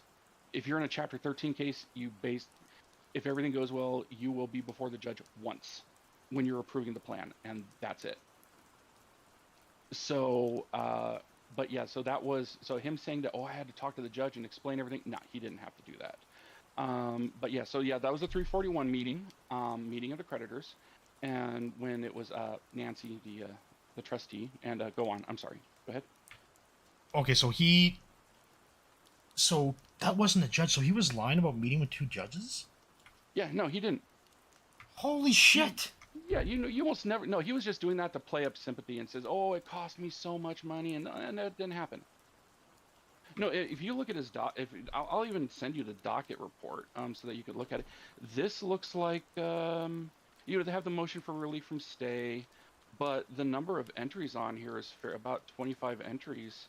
That's fairly typical for Chapter 7 bankruptcy, and yeah, he filed January 31st, so basically just call it February, and he ended up getting discharged in May 5th. The only reason that it was held up just a little bit longer was, one, because of the delay because of COVID, because they gauge it from, what was it, 3 months, yeah, I believe it, yeah, it's 90 days from the 341 meeting. If there are no claims and there's nothing, looks like there's no assets to distribute. After 90 days, it's just auto discharged. So, and there was also a bit of the hang up because they had the mid-first came in and wanted relief from the stay so that they could proceed with the bankruptcy back east. I'm sorry, the a foreclosure back east. To me, this is just wild because, like, Yeah. I listened to the call with Nick Ricada, and I was Hmm. just like, so I'm like, Nick Ricada has the documents up and everything. He's going over it, and it's just like Phil, like Phil's just lying his ass off Yes. during it, right? Doesn't snort once, and then it's just, and then he gets his bankruptcy, and we're just like, how? Because he hid the PayPal accounts. He didn't put those on his thing, so he had money in the PayPal accounts, Hmm. and then A little bit. yeah, a little bit, like maybe like $20 he was doing pulls with, who knows, but like because I know a lot of people thought he only had like the two PayPal accounts, one for YouTube, one for Twitch, but then he had a third one that nobody knew Hmm. anything about. Hmm. But like you had said it when we were talking last night, you said that he should never have got the bankruptcy. Why? Mainly because under normal circumstances and because of COVID, you got to remember this was very early in COVID when it was uh, people were getting hooked on ventilators, everybody was dying. This could, a lot of people were locking themselves in their houses. Some people were actually pretty grateful for that, and this was some of the happiest times of their life when they were in lockdown. But a lot of people, were scared shitless, right? And I remember having to go into court during COVID in Los Angeles on civil matters, trying to get things extended, and the judge was like, the court is in crisis. It's something that they hadn't experienced since the Spanish flu pandemic from 100 years before, right? And it, they, everybody was just wondering like what's going to happen, and basically they looked at it, and she really didn't do a lot of her due diligence on it. um she should have because I can't really see exactly what um documents he turned over, because normally what happens is that when you the standard for documents that you need to turn over to a trustee before your 341 hearing is your past 2 years of taxes, your past 2 years of tax returns, and they'll request either 3, 6, or 12 months of bank statements of any bank account or you know payment um, payment method that you might have, so PayPal and things of that nature. So maybe she was looking at the iTunes and he was talking about microtransactions. She might not have been particularly savvy, or she was just didn't care. But uh, I think that it was mainly because of the pandemic. And if she had more time to look over this, she may have questioned it a little more. If she was given the correct documents, he might have just given her bogus documents. I wouldn't put it past Phil to try to edit things if it would help him. He Oh, lied. I definitely, mean, yeah. so uh, personally, she didn't get an She didn't get an assessment on what's a townhouse actually, because it's connected. It's not stacked like apartments on the Condo. Uh, she would have known that it was valued more than what they put on the petition. Well, yeah, like last year, like I remember looking last year, and he had like, cause he bought it for 265 in 2015 or Hmm. 2014, and Yeah, then last year it was worth like something like 600 and some thousand. So he had $400,000 of equity in the house yeah. as it grew. I think at the time of the bankruptcy, he had, I think it was in the high $400,000 range, actually, like 408 or closer to $500,000. Okay. So yeah, yeah, yeah, and so his mortgage on it was only for like in the $200,000 range. So he had about a quarter, maybe $200,000 in assets just from the condo, or from the townhome alone. And at that point, uh, we're running the show to, yeah, yeah, that's right. Yeah, he slimed his way through this thing. They just didn't go and they didn't do their due diligence, and um, otherwise he would have either lost at that point. He could have lost the condo or the townhome, his Washington residence, or he would have had to convert to a Chapter 13. And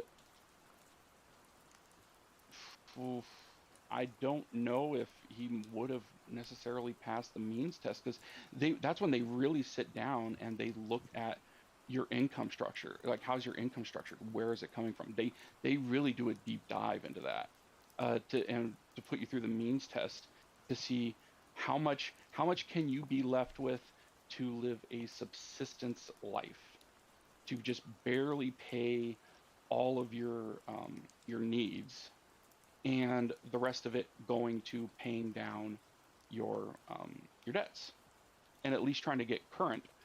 He could have surrendered. He could have surrendered the Connecticut property, and that would have been like, okay, fine, it's gone.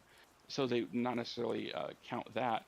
But if he wanted to keep the Wakando, then yeah, but he was basically current on it at the time anyway. It was just valued more than, it was just worth more than what he was saying. So he would have been able to keep it. All of his debts would have been discharged. Any of the balance of the debt. So if he had something like an 80% or 50% plan, he would have had to pay back, say, half of his credit card debt, or even 30% of his credit card debt, and the rest of it's just gone, after he finishes up his plan. So he always had that option, but he might not have been able to make it, because if he was making over 6 figures a year, he was probably looking at a 70% plan. But he Trying to pay was, that because back. we know from the Twitch leaks and the bank leaks that he Yeah. is making 6 figures Yes. a year. Oh yeah, definitely. He's making 6 figures a year. It's just that how high in the 6 figures is the question. He probably would have had to pay back, at least 70% of that credit card debt. And Do you think Phil planned it? Like, he knew what he was doing and he knew he was going to file for the bankruptcy earlier than when he did? Because yeah, I he think had that, mulled yeah. it over in 2017, Mhm. 2018, 2019. He was Mhm. talking about it. But, like, how does one get a hold of 13 fucking credit cards totaling almost $500,000 and then just buy random shit with it? Like, that Well, confounds me, like, how the court could just let that go. It's not like he did bad investments, he just bought toys. well, they really didn't know what he was buying. They just saw that he had this debt. And one of the things that on the Citibank cards, he said that he would use his credit cards to pay his taxes. Now, if you credit card, if you pay taxes with a credit card, the credit card company can actually come in and request that be exempted, because that is not dischargeable. Because taxes, like, as long as it was done within 3 years, non-dischargeable. It's a balance on the credit card, so the taxes still exist basically, but they just chose not to do it, probably because they figured it was something like 10 or 12, I think it was like 10 or $12,000. They would have had to hire a bankruptcy lawyer, do an adversarial proceeding. It would have cost a couple $1,000 to do, and so it just wouldn't have been worth it to recoup, a couple $1,000 on the back end, maybe, or from the guy. Yeah. So, but yeah, they really don't concern themselves with it. Like, if you were buying certain luxury goods within about 6 months to 90 days, that you knew that you couldn't reasonably afford, they could say, that's not dischargeable. That was done in bad faith, when you made that purchase. And Phil was probably, using a lot of his credit cards. He said he was using it for balance transfers, right? And then he was just filling them back up. So what he was The doing, bank, he was just paying off one credit card with one credit card with one credit card. yeah, and so he would transfer it, and so you'd have a zero interest Yeah. transfer, and he's like, okay, I'll try to pay that off. Which, if you have enough money and you could do it fast enough, that can work. But Phil is retarded, Yeah. so he's the type of guy that one of my analogies is that he needs so much money to do anything. It was sort of like he wants to go and buy groceries. Let's just say he knows he's going to buy $60. Okay, he's going to spend $80 of total wine. He's the type of guy who would put $500 on a tray, and then when he's going like sticking out of a sunroof on a car, and let's just say all the money's like blowing away in the wind. So by the time he gets there, he's like, look, I have $80.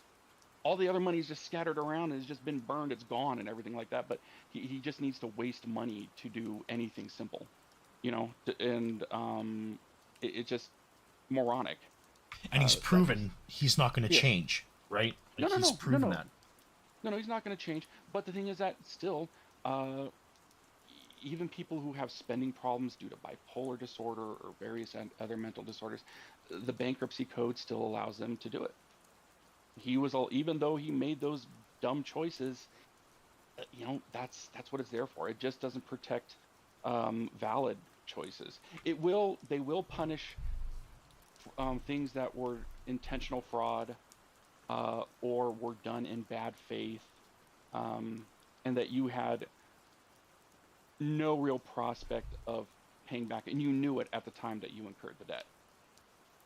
He, when he incurred a lot of these debts, he was still making money, but it just was less and less and less due to his own behavior over time, and he just couldn't end up paying it back. So there is an argument that he did have a good faith belief that he could have paid it back because he did it once, right? He did it once. He Yeah. got completely out of debt, and he thought that, hey, I'm gonna, what was it, like a Gene the Machine from Glengarry Glen Ross? He's gonna get out there and he's gonna start selling again, and it's like, just get back in the game. And but no, he's just pathetic and washed up, and he's just not doing as well, and he's just living in a fantasy world. So Oh uh, yeah, 100%. you know that's what it was. So we may have gotten there's just so much that is in here. I don't know if I maybe skipped over anything. Is it what else did you want to go over? Well, I did reach out to a bunch of other detractors here, like Alt Okay. Insider, Ann Lee, Piece of Peace, Ravens Dolphin, King Jad, Cult of Hate, and they all want to know: is there a statute of limitations that years later, like with these closet streams that he's doing, can they abolish the bankruptcy and then just hit him hard for money? Um, there is typically oh God. Like, if we can prove he lied and say one of us sent this out to the court and go, listen, you gave this guy bankruptcy and he's been lying the entire fucking time. Well, I think it really depends. Is that it's I know that there's a 1 year statute of limitations, and there's also can be, I believe, up to a 5 year statute limit. Yeah, a 5 year statute of limitations on some of these things. It's possible. I mean, obviously, the 1 year statute has passed, but we're still within that 5 year statute of limitations. Um, How likely could it happen? Like, I'm thinking like it's like a 0%. I don't think they really care because Phil's small fish, like you said, right? well, not really. Well, I mean, as of right now, Like, he's making 130K a year. He's he's making doing these 130. marathon. He's doing Right. marathons like crazy. He's bringing in money. He has assets that he said he didn't have. Hmm. So could the courts, or say the IRS, because he's in problems with the tax guy, right? With the taxman, could they just go, this is shady as shit, and then start litigation again? They could, but I believe it's, oh God, I think it's up to,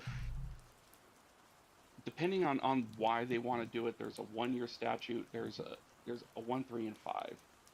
So let me see. His discharge was in 2020. So yeah, they still might be able to do it. One of the reasons why they may want to now is because, I mean, well, condo has gone up in value, Quite a and bit. yeah, and so if they reassess, and now you're looking at three. What is it now? Did you say it was? Well, it's like 600 and. Hold on, I have it saved here.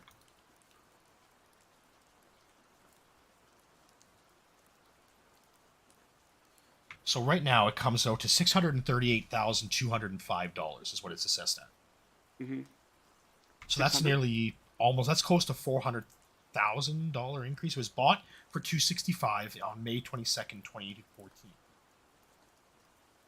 Okay. So it's like 300 and just shy of 400,000. Let's say. So yeah, so there that might be something that, well, that would cover quite a bit of what Of his well, credit debt, it's of his more credit card debt, right? of his credit card debt. It would cover quite a bit of it. They might. So typically, let me see, the statute of limitations. Well, the criminal aspect of it, if they want to go after him for a criminal aspect, I know that your standard non-capital statute of limitations for a lot of federal crimes is 5 years. Believe I believe they have either 3 or 5 years to go back and reopen the bankruptcy, to go and reinvestigate. They might be willing to do it if they think that they could, they say, hey, look, he's got, $400,000 here that, if you sell this residence, you can go back and actually repay these creditors. I almost said predators, and a lot of them are very predatory, but to avoid a miscarriage of justice, which really, I mean, it is. I mean, we don't like credit card companies. We don't like a lot of insurance companies because a lot of them act scummy. But I mean, they do provide a service, and you willingly enter an agreement saying you will lend me money, and I agree to pay it back. And I mean, if you're running a business in which you're running a small business, or like with you with doing if you're IT work, if you're doing freelance stuff, somebody hires you to do a job, and you have a bill for your services and they don't pay you. It's like, well, that's that's wrong. You're not supposed to do that, right? So if he could have paid them back legitimately, he he should have, to a degree, even if it meant going into chapter 13 and paying them back over the course of 5 years with what he was making, you know Okay, so my final question then is, because I know I've discussed this in my other videos and with some other detractors, because he has a sole proprietorship, why couldn't yes. they have gone after the business assets? Because a sole proprietorship, if he were to announce business bankruptcy, like for his business, Hmm. they could go after his own personal assets under that, unless he was Yeah, under a C there's no corp or an difference, LLC. So why couldn't right? they have gone after the business assets? Like game consoles. Well, not just game consoles. Like they could have taken everything from him. They could have taken his computers. They could have taken, because he has multiple computers, and because he lies about that shit.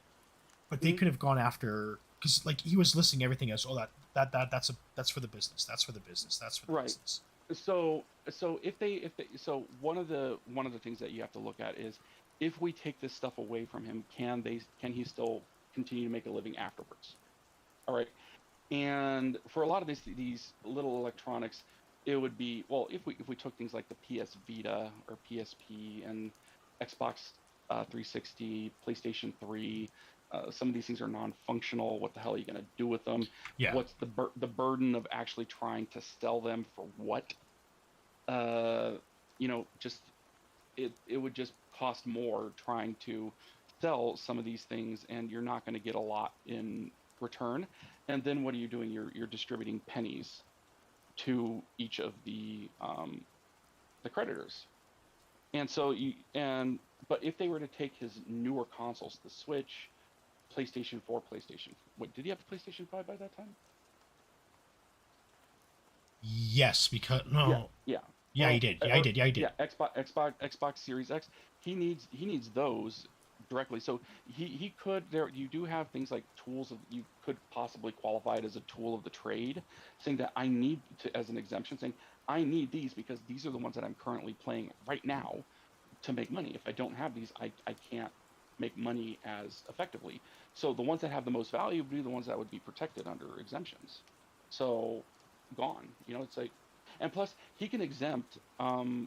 He could exempt a lot of that property that he had, and so it's exempted from being touched by the trustee, and it's taken out of the bankruptcy estate, so it can't be sold.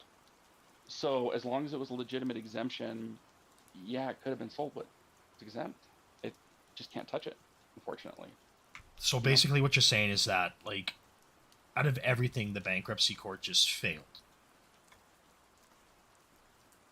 Due to, COVID. it was basically COVID. I think that COVID played, and some fucking numbers games. The trustee maybe didn't quite fully understand just how much he was making and how didn't understand his spending. If they saw that, if she understood what these iTunes, I don't think he turned that over, quite honestly.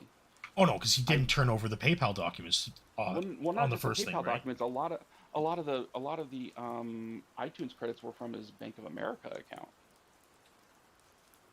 That wasn't Yes, that wasn't yes. yeah. That was But that was then, listed on his yeah. like, he. So, like, Actually, you got to remember, you do got to remember, the Bank of America leaks go back to March of 2021. He would have provided documents that were probably before that date. Probably they would have been from November, December, maybe even January of 2020. So, but he didn't list any other bank accounts. I think he only listed the one bank account, the credit cards, Yeah. and then he had to list the 3 Yeah. PayPal accounts afterwards. And he ended up having to list the 3 PayPal accounts. So, I don't know, maybe he was doing iTunes gift cards before that, and then he switched over. I mean, we just don't know. We just don't have the data. But if she just didn't, if he hid that from her or doctored something, I mean, she wouldn't have been none the wiser. She's not going to subpoena the bank records. I mean, doesn't have time, doesn't have the inclination if it's looking like it's a no asset case. Why spend the money if you're not going to get anything back from it?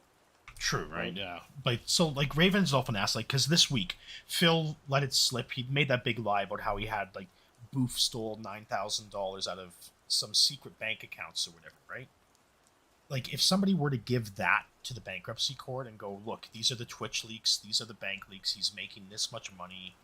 He claimed he was only making $5,000, and and his expenses were $5,000. Could that then be grounds for them to reopen the case? There was no $9,000. Well, yeah, we all know that was a fucking lie. We all know he lied about that shit. Yeah.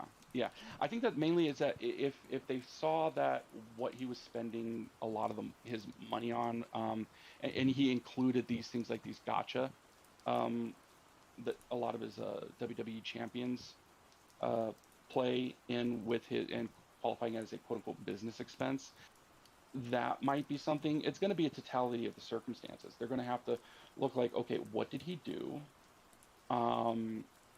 What type of shenanigans did he pull? What was he hiding? Was he making more than he was making more than what he was claiming, obviously.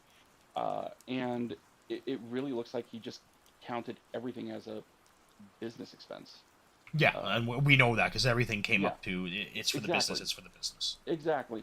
So, maybe, but the trustee may file a motion to reopen the case if it's worth it. But the thing is, if the trolls push too hard, that's just going to cause them to, probably not want to do anything, not want to get involved. Just thinking this is just some crazy people, because they're not involved in this. They're not down in the rabbit hole. They're not down the rabbit hole. Well, maybe OIC will do it because the guy's a fucking sociopath and he plays both sides. He could do it. He could. I do foresee, because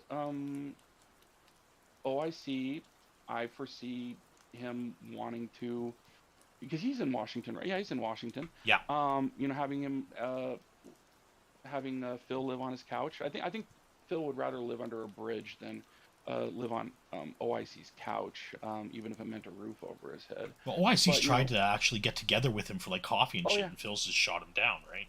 Oh no, no, yeah, Phil wouldn't want to get in, with anybody. But OIC is gonna, want to get some of that good. But Phil doesn't give up anything. So, because I think that's what his, I think that's probably some of his inclinations are, just to make Phil uncomfortable. But Phil knows that, God, I need this freak in order to survive, or because he's giving me all this money. But he wants to, get my butt. So, or have Phil, get into his, whichever inclination he has. Yeah. So, oh, I see, he's just fucking crazy. Somebody asked him, would it affect Cat? Cat wasn't a part of the bankruptcy. So, and a lot of these debts were before marriage. They were incurred before marriage. And so, she didn't sign, uh, she wasn't a part of any of these agreements. They weren't joint accounts. She wasn't a signatory. She wouldn't be liable for any of this stuff. So she is probably good. And So, that actually brings up a question that Cult of Hate had. Can he take out credit cards in Kat's name? he would take out credit cards in her own name, and he might be an authorized user on it. The credit card companies would. They might not do a check to see who it is, because if you're an authorized user, you yeah, they probably put him on as authorized user, because an authorized user is somebody who has the right to use the credit card, but has no obligation to pay. Only the primary account holder has an obligation to pay. So if it was in And Kat's name, Phil could just fuck her, right? Like, not literally, because we know he doesn't do that, but he right, could just screw her over financially. yeah, he could. Well, he could. He's eligible for getting credit cards now. They would just have to. It would either he could request a secured credit card. I think I mentioned that in the Yes, email. yes, you did. Yes, you Yeah, did. And I looked into it. Yes, yeah, it's true. He could do it. yeah, but oftentimes, I've had clients who are given credit card offers for, sometimes quite substantial amounts, like even $5,000, uh, at the highest interest rates that the state would allow. Uh, you know, e- After post discharge and when the automatic stay is lifted, but before the bankruptcy is closed, because look at all this money you have. Look, all your debts have been cleared, so here's more money, and it happens all the time. He says, "Oh no, I can't get credit for 10 years." It's like, no, you could start getting credit card offers. And also, the more money you make, if you have high income, but say if you've declared bankruptcy, but maybe you've come into money, let's just say, they're going to look at that a lot more than the fact that you declared bankruptcy if you have a crap ton of assets. And that's the So theory. Like, when Phil's parents pass, he's going to inherit whatever they have and the house in Connecticut, but he's going to have to fight Melissa, his adopted sister slash cousin, for that.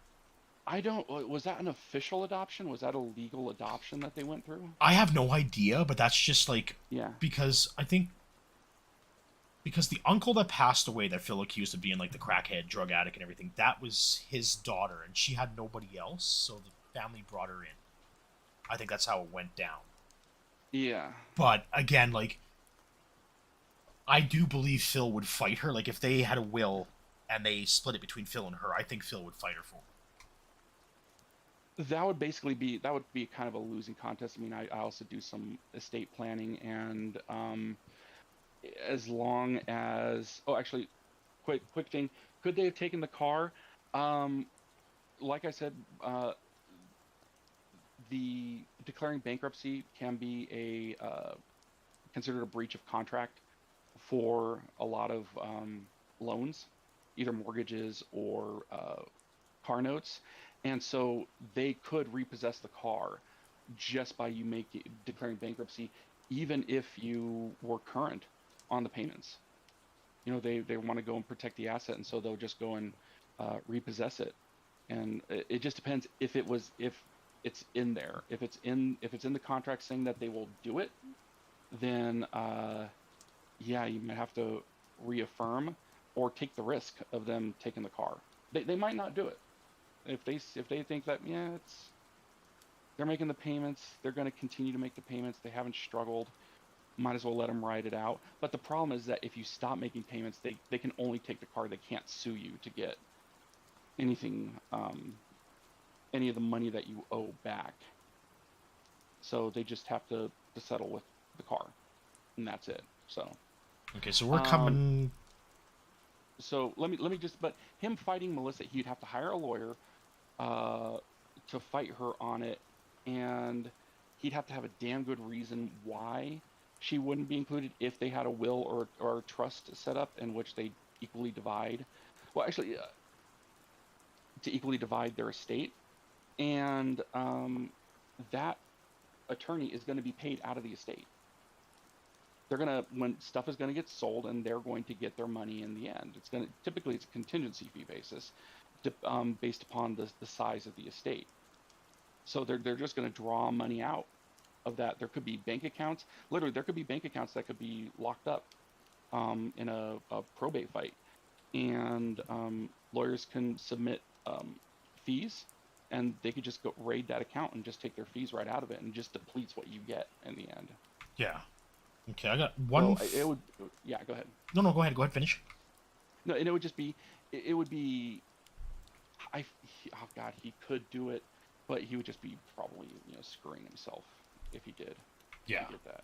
So, Okay, I've got one final question, and it has to do because so basically the only thing that didn't get wiped out in the bankruptcy was his tax debt. Now, right. Piece of Peace said that his tax debt he should have been finished paying it here just recently, The but reason yeah, the reason is that's actually going to be done by my calculations, December, and under if it's true, any, well, it was listed on there, and he had that payment plan. He did have that payment plan, $15,000 in tax debt. Why would you put 50? You have $15,000 in tax debt. That's something that the trustee has direct access to. They're part of the Department of Justice. They can check to see if you actually have that tax debt. Easy enough. They have that power.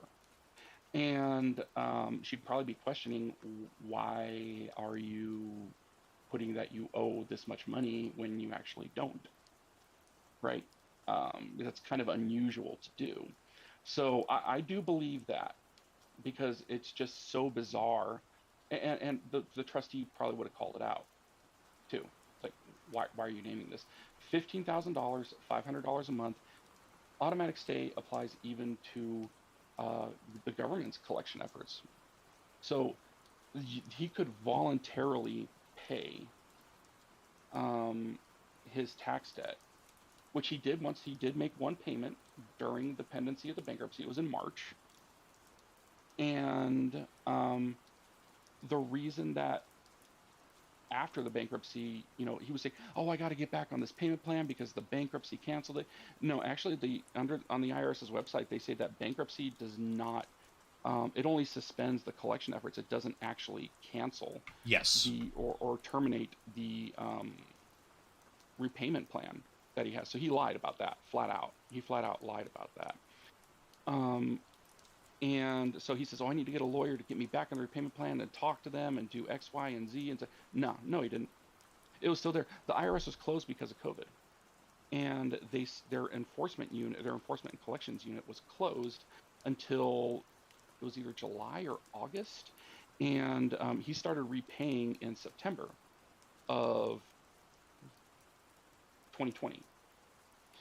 So yeah, basically from, let me see, he would have paid in January. So from February to August, he would have been done in March if COVID hadn't shut anything down, and if he hadn't declared bankruptcy. He would have been done in March. But because of the automatic stay and because COVID shut everything down, he's going to be done in December. If he had maintained his payment plan, the $500 a month. are we taking So bets that he's going to be done in December, or are we going to see a reemergence of the I need help paying taxes next year? he's already said that he's trying to get ahead, and he's has all these back taxes he won't be able to pay, and he's already said how he's struggling to pay them, and he's not Yeah, going to be done with them for years. He's already lied to the dents already, because he's probably also, like the bank leaks. It's like, well, don't look at the bankruptcy documents. You don't understand those. And he may even try to say, "Oh, well, there's other taxes that I had," and if he says that, "Oh, they just tacked it on to the repayment plan that I had," no, they actually they redo and they give you a brand new repayment plan. They just don't tack it onto an old one. That's not how it's done. If you incur new taxes, new back taxes, they just give you a new plan that includes all the stuff you hadn't paid and the new stuff going forward. At probably a So, higher interest, because I think Peace talked about that, right? Or most of that's if he didn't. That's if he failed to pay at some points, which the bank leagues do show that he didn't pay it monthly. Right. Well, one of the things is that most of the time for individuals, you can apply for a waiver of fees and costs and interest. And most of the time, they're going to give it to individuals like this, especially if it's relatively small amounts, right? Because I mean, I think Grant told he may have been looking at less than, let's just even say if it's less than $50,000, okay? They just want their money, just pay it back. And Yeah. considering it was $500, and God, typically they want you to be done within about 5 years. So I would say that he probably had less than $30,000 in taxes. They probably grant, they routinely grant waivers of fees, costs, interest. Just pay it back, right? Uh, and him saying like, oh, I got all these interest and fees and that it's an easy form. He could have literally done it himself and just checked the boxes and saying I'm requesting a fee, a waiver, and more than likely they would have given it to me. He didn't need a tax attorney, which is one of the only times you would really need a tax attorney, is if you are in trouble with the IRS. And yeah, But then you that's the thing. Like yeah, everybody said, like he's always says, "Oh, my tax attorney didn't file my taxes." yeah. Well, a tax attorney doesn't file taxes. Well, you can also, but also before the IRS, you can also have a CPA Yep, and represent that's you. my mom. My mom's a CPA. Yeah, you can have a CPA represent you because they're authorized, because it's an Article 1. It's not Article 3. Article 3 of the Constitution. Um, it's you. That's traditional courts. Article 1 courts are specialty courts that are created under Congress's exclusive powers, and they have the exclusive power to lay and collect taxes. And so when you go to tax court, that's an Article 1 court. It's administrative, and they can determine who they want to appear before, um, who they'll allow to appear before them. So, like Social Security Disability Court, you can hire specialists, most of whom used to work for the Social Security Administration, to represent you rather than a lawyer, right? And they typically charge less than a lawyer, but I mean, they know the system because they used to work in it. But they're authorized representatives that can help you out. Why? Because the Social Security Administration was given that power by Congress to determine who can practice before them and represent you. So yeah, so the rest of the time he has this local CPA that he pays. Yeah, We grassroots all know, CPA. Yeah. yeah, grassroots CPA. He could do all this stuff himself. The state taxes that he was talking about is the easiest thing. You go online, you just put in your gross receipts, no deductions, and every 3 months it'll just calculate, okay, the last 2 months you put in this, it'll give you a tax credit if you qualify for it, and then they'll just debit it from your account. It's done online, and it's the easiest thing to do. If you think, well, I had to pay somebody to do my state taxes and everything, it's 0.125% of your gross. Okay, it's oh God, just a couple $100s a year that he would have to pay to the state of Washington. That could be done online in minutes. If he's paying somebody to do those for him, he's just throwing money away. And it also just shows his laziness and his retardation. Yeah. Yeah. Definitely. Traditional, we are so fucking, we ta dead. That type. People who fall for that shit. I don't know. I'm just beside myself. Just all the information you've given tonight is just fucking. I can't believe he got his bankruptcy. I just can't. He shouldn't have. He should have been forced to do a Chapter 13 or been having to pay something back, or maybe even lose it, because he doesn't deserve that residence. Not like that. We're going to be right back in this situation 10 years' time. He's going to be right back at the same thing. He could Bankruptcy file again. for chapter. He could file for Chapter 13 after. Was it 3 years or 4 years? But if he filed for Chapter 7, he could file for Chapter 13 after 4 years. So yeah, he could, but the thing is that if he doesn't have any credit cards, his credit reports from the bank leak show that he didn't have anything, no loans. There's nothing on there. Yeah, Booth tried to actually get a credit card in his name and it failed. So Yeah, yeah, and they weren't going to because typically they have to offer those types of credit cards to you. If oh, you so want to request, Booth was a no go no matter what. yeah, unless he was doing a secured credit card, but then they would have wanted at least $500 typically to get one started. Yeah, Five hundred and dollars in he didn't cash. even have that in his fucking bank account. He had 143 bucks. Right. And actually go to the court. I bet. Well, actually, unknown 000. As I bet if we were going, if we weren't going through COVID, and he did technically go to, well, he did go to court. He appeared before the 341 at the 341 meeting of the creditors before the trustee. Chapter 7s are basically an administrative function. The trustee runs the show. It's meant to be as smooth as possible, uh, and to put the least burden on the court because the bankruptcy courts, they're small. They don't have a ton of judges. They have chapter 11s that they have to deal with that are complicated. They have chapter 13s that are more involved, and they're not going to piss around with a typical no asset discharge when nothing is going to happen and it's going to be done in 3 months.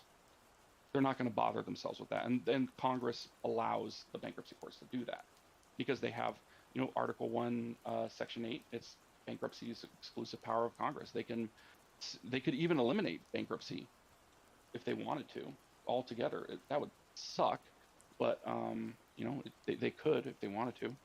Hmm. It's fucked all around. He's a guy but there are lots of people who went out and who go out and overspend.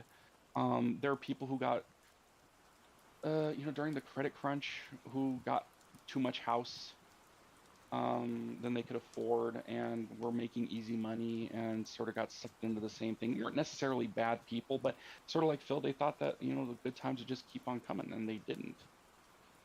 Oh yeah. Stuff happened. Yeah, but Phil is just a scammer, a liar, and he committed out and out bankruptcy fraud. I doubt that they're going to reopen it. Not completely discounting it, but I just highly doubt it. Okay. It just it's sort of like done, and but like I said, they do have some time on it, and if it could be explained in a way, I'm not going to do it because I don't want to get involved, and I'd have to dox myself, which I'm not going to do. Yeah, you don't want to do that. No, and I don't want to go and touch the poo and get involved, and plus this is up in Washington. It's in a federal district. I'm not even permitted to practice before. Reaching out and doing that, they're like, why are you even getting involved? That type of a thing. So Yeah. I'm just not going to do that.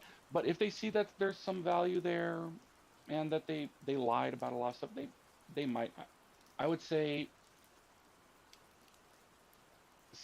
I would say maybe 60-30 or maybe 80-20. Yeah. Chance of them actually going back and doing something about it. All right. Does chat have any further questions for METH BEAR here regarding the bankruptcy and the Yeah, let me sort. condo? I'm gonna scroll back up here maybe. Oh, and actually, I've actually something that's um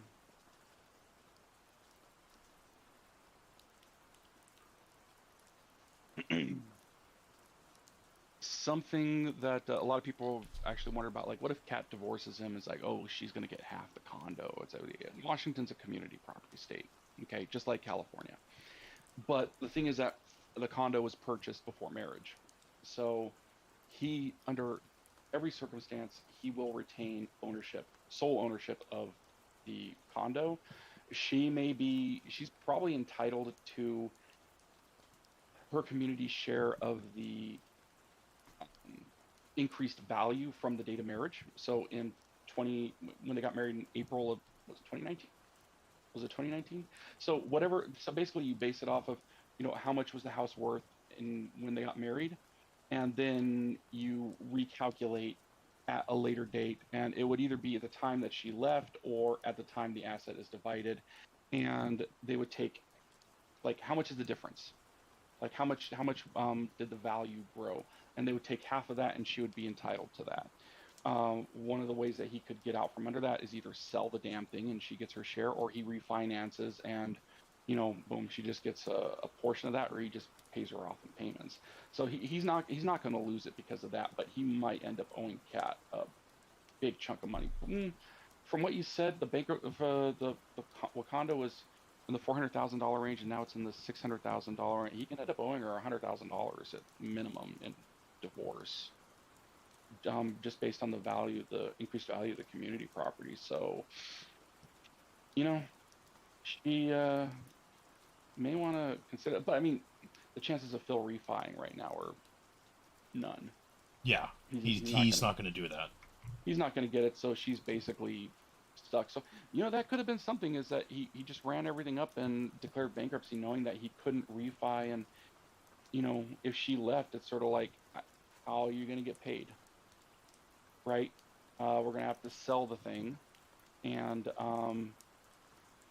which, I mean, Kat could do that out of revenge, and she could get her money and move on. So there could have been that just to fuck him over. Really. So, Yeah, but where's Kat gonna go? Is she gonna go live in the van with Jenna and Rosita? Like, yeah, actually, that's that area is like only about, I don't know, about an hour. Well, I mean, driving on California freeways, it's, in traffic could be 3 hours. Actually, I thought she was in Hollywood or West Hollywood. oh, last I checked, she was like with Perry. She was in Perry Caravello's area. Okay, Reseda. So, all right, that's the valley. That's probably an hour 15, hour and a half in typical traffic or so. So that's not too far from where I am. But it just I have no reason to go to Reseda. Yeah. So yeah, just stay away from. I've read about her. She's nuttier than a shithouse rat. So I'm just gonna don't even want to be in the same city as something like that. So Yeah. Well, I really want to thank you tonight for doing this, METH BEAR. Like, you've answered a ton of questions that a lot of people have had, and I'm beside myself just thinking about how this fucking pig roach got away with it again. it's just it, like I said, it was mostly COVID. I think that was the primary thing. Oh, alimony. That's what Unknown was talking about. Yeah, she would be entitled to spousal support alimony. I don't know what the policy is in Washington, but typically in community property states, they consider marriages of 10 years to be long term, which means that you can get alimony forever for your entire life, or until you get remarried, or if you make enough to where maybe like you exceed that of the the higher earning spouse, in which you can go back and get it readjusted. But if you're under 10 years, it's considered a short-term marriage, and typically they give you you can receive alimony or spousal support, what have you, typically for about half the length of the marriage. So if they were married for 9 years and 364 days when by separation, she would get 4 years or just close to 5 years, entitled to 5 years, and then it's off automatically after that. But considering they got married in 2019, she might get 2 years. Holy shit! Like That's 20, just. well, let's see, 2019, 2020, 21, yeah, 3 years, so a year and a half, 2 years. Wow. Typically, yeah. Unless she was permanently disabled, and she was permanently disabled during the marriage, you can owe lifetime. There are provisions for lifetime spousal support, because especially if you were caring for them for a good amount of time during their disability, it's like you took this on as a spouse, and so you have to pay. Or especially if you married somebody who was disabled, who you knew was disabled, and you got into it, a lot of times the courts will say that you owe lifetime spousal support. But I don't. She's working. She's not disabled. So Yeah. there's that. But yeah, she wouldn't get much out of Phil, and he may have to end up paying her attorney fees. Most states do have attorney fee provisions in which the higher earning spouse to make things equal, because family courts are courts of equity. It's about achieving fairness, not necessarily justice. It's just and fair. You know, you're not looking to punish anybody or correct anything. You're just trying to divide stuff equally and fairly. He may have to pay up for her to get a lawyer, and I doubt that he would. Well, a family law attorney is going to cost more than the $1,200 that he paid his bankruptcy attorney, and that was it. That's all he paid her was $1,200. What, really? So I had to pay my attorney all this money because of the trolls, and no, Because he was saying he had to pay. He paid her like a ton of money, and it was only $1,200. It was yeah, on the declaration, it's in there. The declaration, I believe it was $1,200. Let me see. I think I have the documents here. Do you have those documents? I'm just looking at. I got the filing fee. I've got counseling certificate. Maybe it's in the filing. It'd be a declaration of oh god, what's the name of the document? It's like a declaration of the attorney or preparer. Let me see. No, I don't have that one. I believe I have it.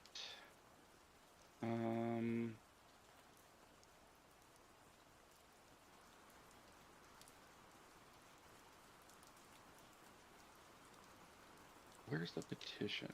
I think it's usually it's just attached to the petition, and I thought, oh, is this it? So I've got the petition right here. Let me see if I can get it here.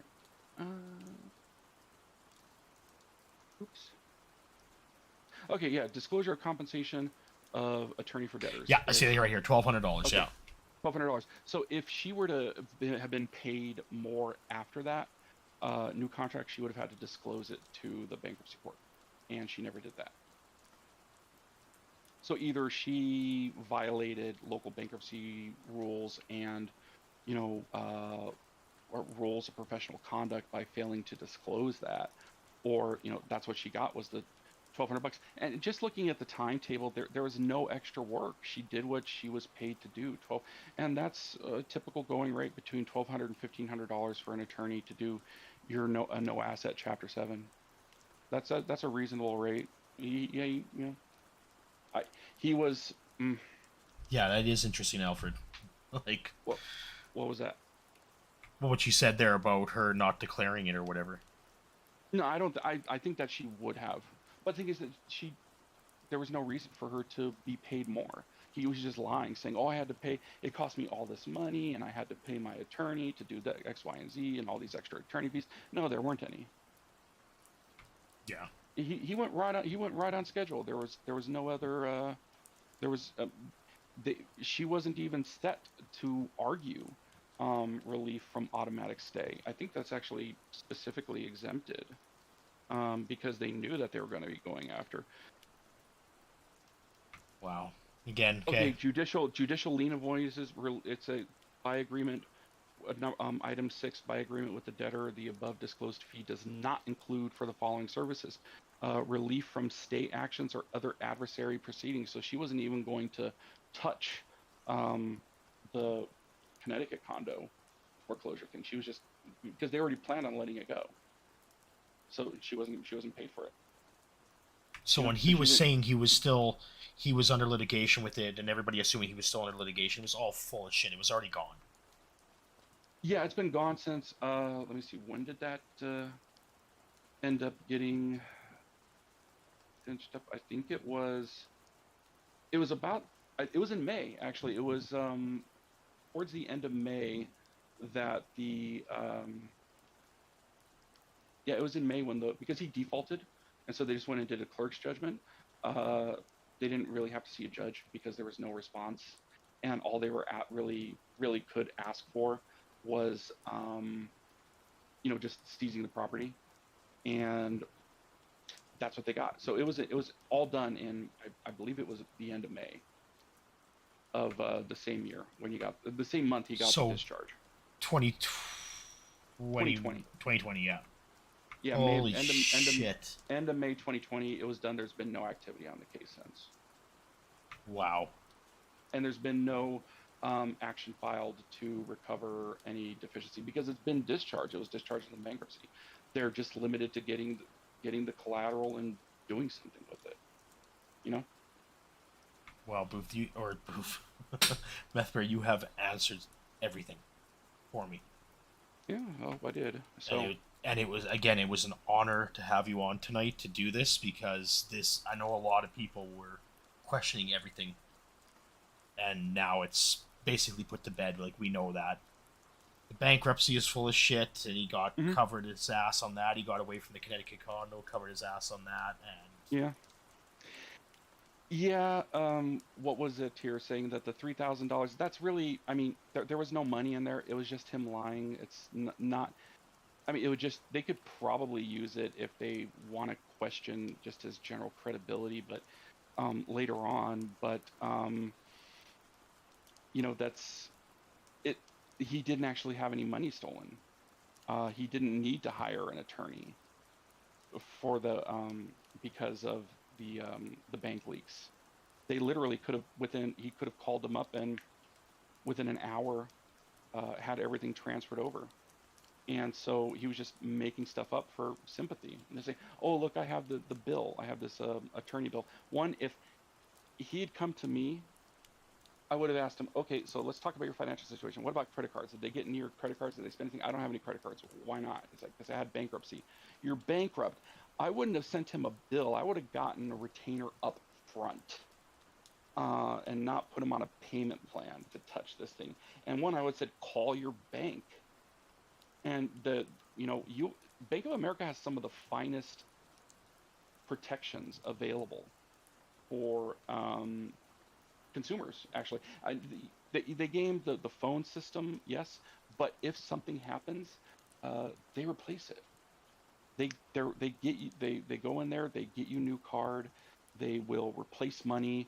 I believe Bank of America is one that normally, after like 90 days, banks do not have to replace any money that was taken if you don't report it within 90 days. I believe Bank of America, they don't have that. They will go ahead and just replace the money even if you didn't notice, even after the 90-day period. And I've had it happen to me. Like, I've had my stuff, and it's... Yeah, but you found out right away. Yeah. Yeah, in the United States, that under federal law, they don't have to replace any money that you knew was missing but didn't report after 90 days. If you come after them 90 days later, over 90 days later, saying, "Oh, my money's gone," they don't have to replace that. They would have to replace anything that was taken within that period, not necessarily all of it. Bank of America would go ahead and replace all of it. They're that generous when it comes to missing money. So even if he did say, "Oh, they took $9,000," they would have given him the $9,000 back as a credit. And he turned around and slandered Bank of America too after the bank leaks had happened about how shitty their system was, blah blah blah. Phil's a piece of shit, and then he started going on the rant of, "Oh, they don't have two-factor authentication. They don't have 2FA." You're like, how primitive can you be when the month before, literally the month before, it's like, put in the code where? I don't understand what that is. Yeah, that was with the Line app. The Line app when he pretended he didn't know what 2FA was. But then the next month he was the all-knowing guru of 2FA and was just that he was aghast that Bank of America didn't have two-factor authentication, which they do. Yes, and they did. Yeah, like it was proven that they did, and Phil's just an idiot and never set it up. But also he was just talking shit. Well, no, not necessarily for the bank, but I mean for like your apps and things of that nature. Well, for everything. Like I've had two-factor on almost everything that I log in what I need for years, and he just figured it out last year. Yeah, well, apparently, yeah. Yeah, apparently. Actually, there was also another interesting stream. It was I believe it was, oh God, don't quote me on it. It was sometime in November of 2021. It was either November 4th, 5th, or 6th, somewhere in that range, the first week of November. Somebody had mentioned, like, well, you have $5,000 in expenses. Why are you asking for all this money? And he said, let me tell you something. My mortgage and taxes alone are more than $5,000 every month. And he had this little smirk on his face, like, look at what a badass I am. Look at all my expenses. Look, mature adult with all of these expenses. So he pays $1,500 in estimated tax to the IRS quarterly. So that's $500 that he would have to put aside, okay? And $1,800 for his mortgage. So per month, and there's his back taxes, which is $500 a month, okay? 18 plus 1,000, so that'd be $2,800. $1,000 in taxes that one would be, paid right away. For back taxes, be debited, 500 to be saved for later use, and then his $1,800. But he's saying it was just that was more. So his internet, his electricity, his gas, his water, his car, his internet, his condo dues, everything else was on top of that over $5,000 that he was, shit talking on the stream about. And that's worst case scenario for his monthly payment, quarterly or whatever, right? Like that's because I did a video on it where I went over his fucking expenses, what he should be paying versus what he is paying. Yeah, that's a lot of, he gets that like every 3 months he has like he pays $1,500 to the IRS. Yeah. And those are his quarterlies, his estimated quarterlies. Yeah. And so yeah, but that's just what he is paying. That's what he's chosen to pay is that the $1,500. But so per month maximum would be $2,800. And 500 that would just be set aside, which we know he just spends it all and he just hopes he can get the 1,500 in 1 month and then pay it. But that's what you normally do, is that every month you would just put that 500 aside. You'd have the $500 for your back taxes, and then the $1,800 for your mortgage. But he was saying that no, just that alone is well over $5,000. You fucking moron, lick my shit, blah blah blah. Yeah, and we know his YouTube payment can cover everything, no problem. There's no issue with the YouTube payment. Right, but then he was saying, but then I have to pay, my car note, buy food, HOA, my all my utilities are on top of that $5,000. So he's now making it look like he's got $7,000 or $8,000 in expenses per month just by him saying that. But he's just lying because he just wanted to dunk on somebody who was naysaying him, and so he has to attack. And he has to, be like, the apes of the LWO, the Guardian Ape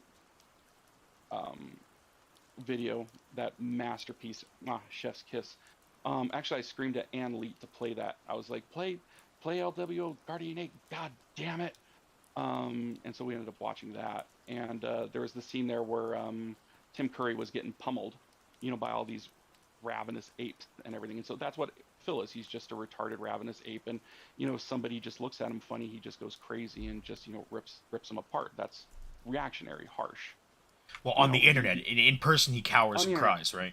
Internet tough guys, like, you talking like me, motherfucker? I'm a United States Marine Corps Navy SEAL Green Beret. I've killed 5,000 people, all that bullshit.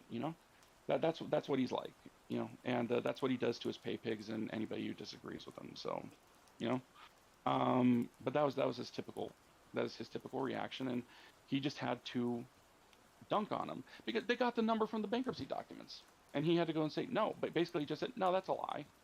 Which, come on, it's just Phil. He just lies. He lies as easy as breathing. Yeah. Okay, it's second nature to Phil. It's second nature. Like he's a pathological liar, and he just can't help himself. Phil must be able to truly do no wrong. No, Phil can't think he do no wrong. These are narcissists. I deal with narcissists and crazy ass fucking people in family courts. And when you get children involved, thank God Phil does not have children, because he would royally fuck that kid up so badly. Kids who grow up with narcissistic parents, and I'm dealing with cases like that right now.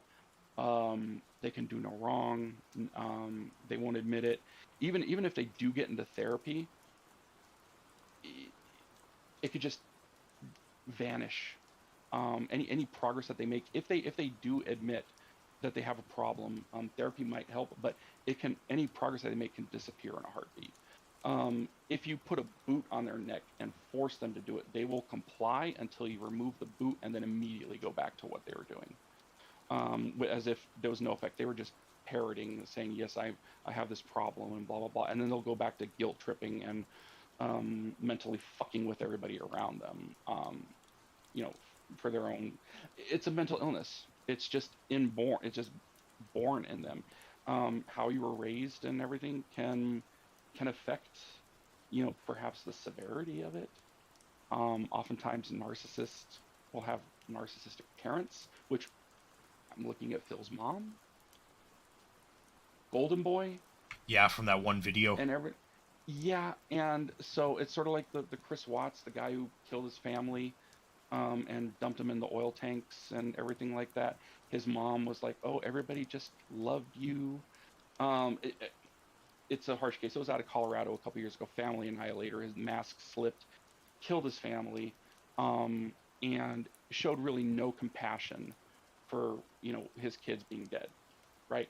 And by the fact that he murdered them, mainly because he didn't want to get a divorce and pay child support. He wanted to start a new life with someone else. But his mom, during the jailhouse talks, was, "You were just so great and you inspired so many people and people just loved you, and now they're accusing you of this." And pure narcissist. Everything she made him the center because it was making her feel good. Like, look at this wonderful kid that I'm raising. I'm so awesome. And that's where they derive a lot of it from. So. And you get that from a lot of Phil's videos too, when he talked about his mom, like how they would always go to the mall together and they would always be doing this. And... Yeah. But his dad was the voice of reason. But. Yeah, he definitely was. His mom. He was always talking about his mom and doing. And Steve of the Dead has mentioned this too.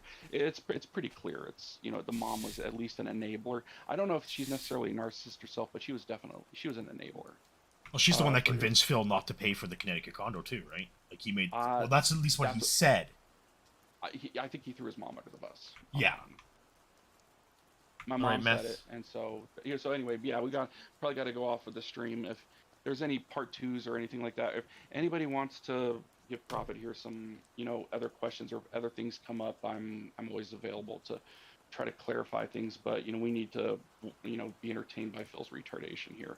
Yeah, because he's going to be done here right away too. I think we went a lot longer than what we planned to. Than we were expecting, but I mean it's a very complicated process. There's a lot of things involved. I mean, the bankruptcy code is very involved. So just to be thorough, it's clear it's here. We have a record of it. I know for a long time, even on GTG, I was trying to say, hey, it's like he actually doesn't have to pay for that. And but unless you can get some attention, just say, oh, no, it's actually, this is how it works. It's all wiped out. It's all gone. Yeah. It's done. The pig roach survives again. The pig roach survives again, and it was all due to act of God, freak of some freak pandemic, and that's effectively what it was. And maybe him even doctoring some documents, more than likely. Yeah. I wouldn't put it past him. So, but anyway, yeah, there we go. All right, Meth Bear, you have a good night. All right. I want to thank you again. Applause for Meth Bear in the chat, because he came through, and I'm glad we have somebody like you within the community that can actually answer the questions now. Because this is just great. I'm available. All right, man. Thank you very much. All right. Talk to you later. All right. See you.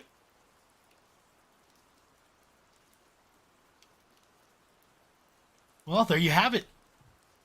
Meth Bear, the hero of the hour here, right? Like, Phil got lucky, COVID saved Phil's life, and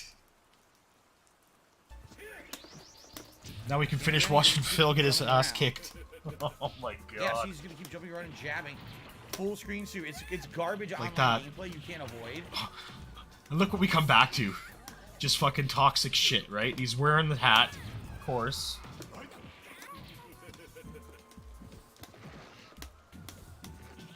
Again, Meth Bear was the hero of the hour tonight. Like,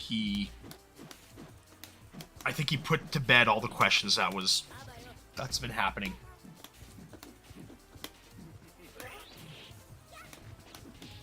But again, like in 10 years' time, Phil's going to be announcing bankruptcy again.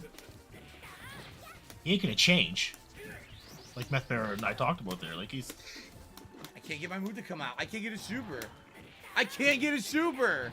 The game won't give me one. Holy shit, Phil. Oh.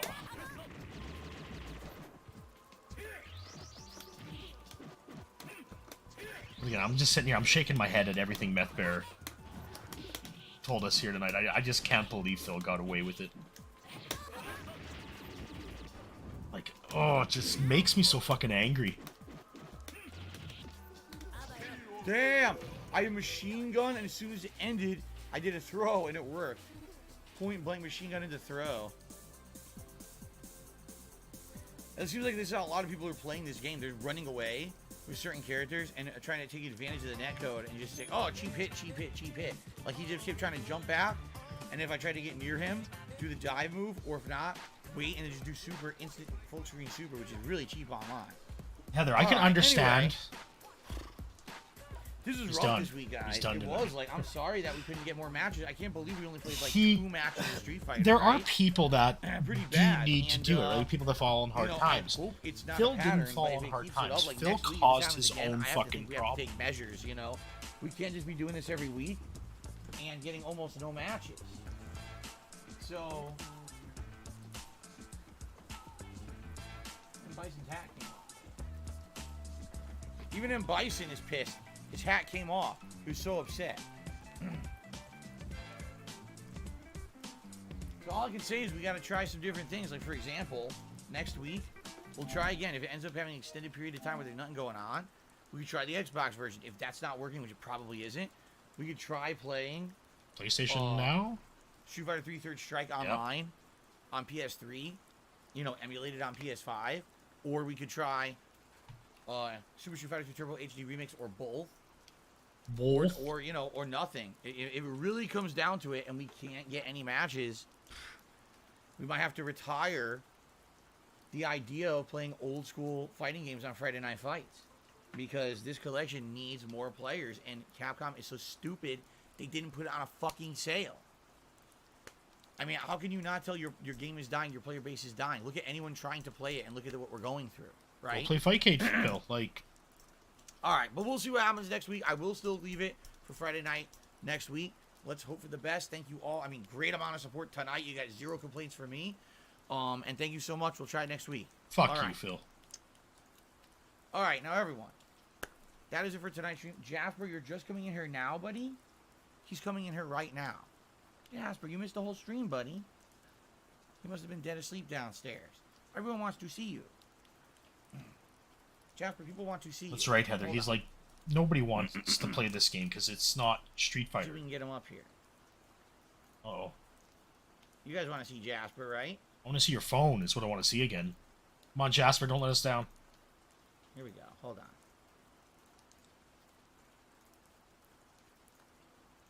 Jasper, come on up here. Come on up here. Come on up. Jump up. Here he is. Here's the Jasper kitty. I knew you guys wanted to see him. He was available to join all night. He was asleep. He went to sleep downstairs, so you guys couldn't see him. Jasper, you gotta look at the camera. It's right there. The camera's right there. Look at it. No, the microphone's blocking your head. He looked, but his microphone's blocking his head. All right, so guys, tomorrow, big marathon tomorrow. I hope you guys are excited. I am. So tomorrow, I'm not. all day long, no gameplay. Tomorrow it's going to be DSP's closet, or what's in DSP's closet, part 2, where we go through the second half of the closet, right? We see what's in there. It's going to be fun. Last time around, it was super fun, and we didn't even get halfway through. If we finish the closet, we've still got 3 storage bins on that side of the room, and then a storage ottoman and my bag full of controllers there. We've got a lot of shit to go A through. bag tomorrow, full of all right? controllers is Plus, just so remember, fucking interesting, Phil. you guys need to vote on what kind of a fast food you want me to try for a DSP Tries It. The poll is live on the main channel page of this channel under the community tab. When I checked during break, 50% of the vote was for Dairy Queen. I never expected that. I thought it would be for something more mainstream, or maybe like Taco Bell. You guys are voting for Dairy Queen in droves. So if you'd like to see that change, please vote over there on the main channel page, and make it happen. All right, so I'll see you all tomorrow in the morning, usual time, 10:45 a.m. Pacific time. we'll reconvene. We'll see what's in the voting, and it should be a fun marathon stream of seeing what's in the closet, part 2. All right. Let's do the rap live. No, I do not do the daily rap live. There's no point. Jasper's walking all over me. Look, he's going back and forth. He's being a nut. Fast food favorites. I'll review the most popular items at fast food places, says Quandale. It's too generic. No, that's too generic. Jasper, you're a nut. You do realize, Jasper, you would have gotten lots of attention tonight if you came in here, but you didn't. You were sleeping downstairs and you didn't come in here. So you missed out. You missed out. Alright, so guys, I think we will adjourn for the night. Thank you guys. I hope you had a good day with me today. And certainly, I hope that if you come back tomorrow, you'll have a fun day with my marathon, alright? Seriously, cat's like when he blows bubbles. He hates bubbles. If I blow him, he'll get scared and run away. He hates bubbles. I don't know what it is. He doesn't know what they are, I guess, and he's a fraidy cat about it. It's fun, Unknown. Like, for me, it's fun. I just like I got my guys, group of friends that I run have a with. good evening. There is a I'll see you lot all to in the do, morning for the marathon. but you Sound got to pay good? that $15 a Guys, month. thank you. Peace out. Thanks for the support tonight. Peace out. Have a good one. See you in the AM. Later.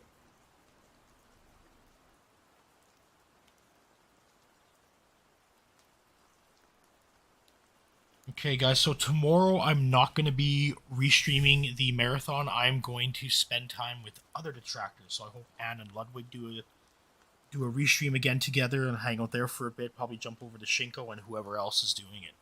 So if I see you on any of those channels, I'll say hi. And I want to thank you guys for spending the night here with me and METH BEAR. I hope he was able to answer everybody's questions regarding the bankruptcy and the foreclosure. Sure did for me. Again, next Friday, fight night again, and I'm trying to see what game we can play together.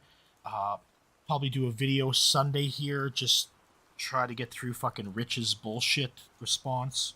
That live stream of fucking soundboard nonsense. And again, if you like the video, hit like. If you like the channel, hit subscribe. And we'll see you guys in the next one.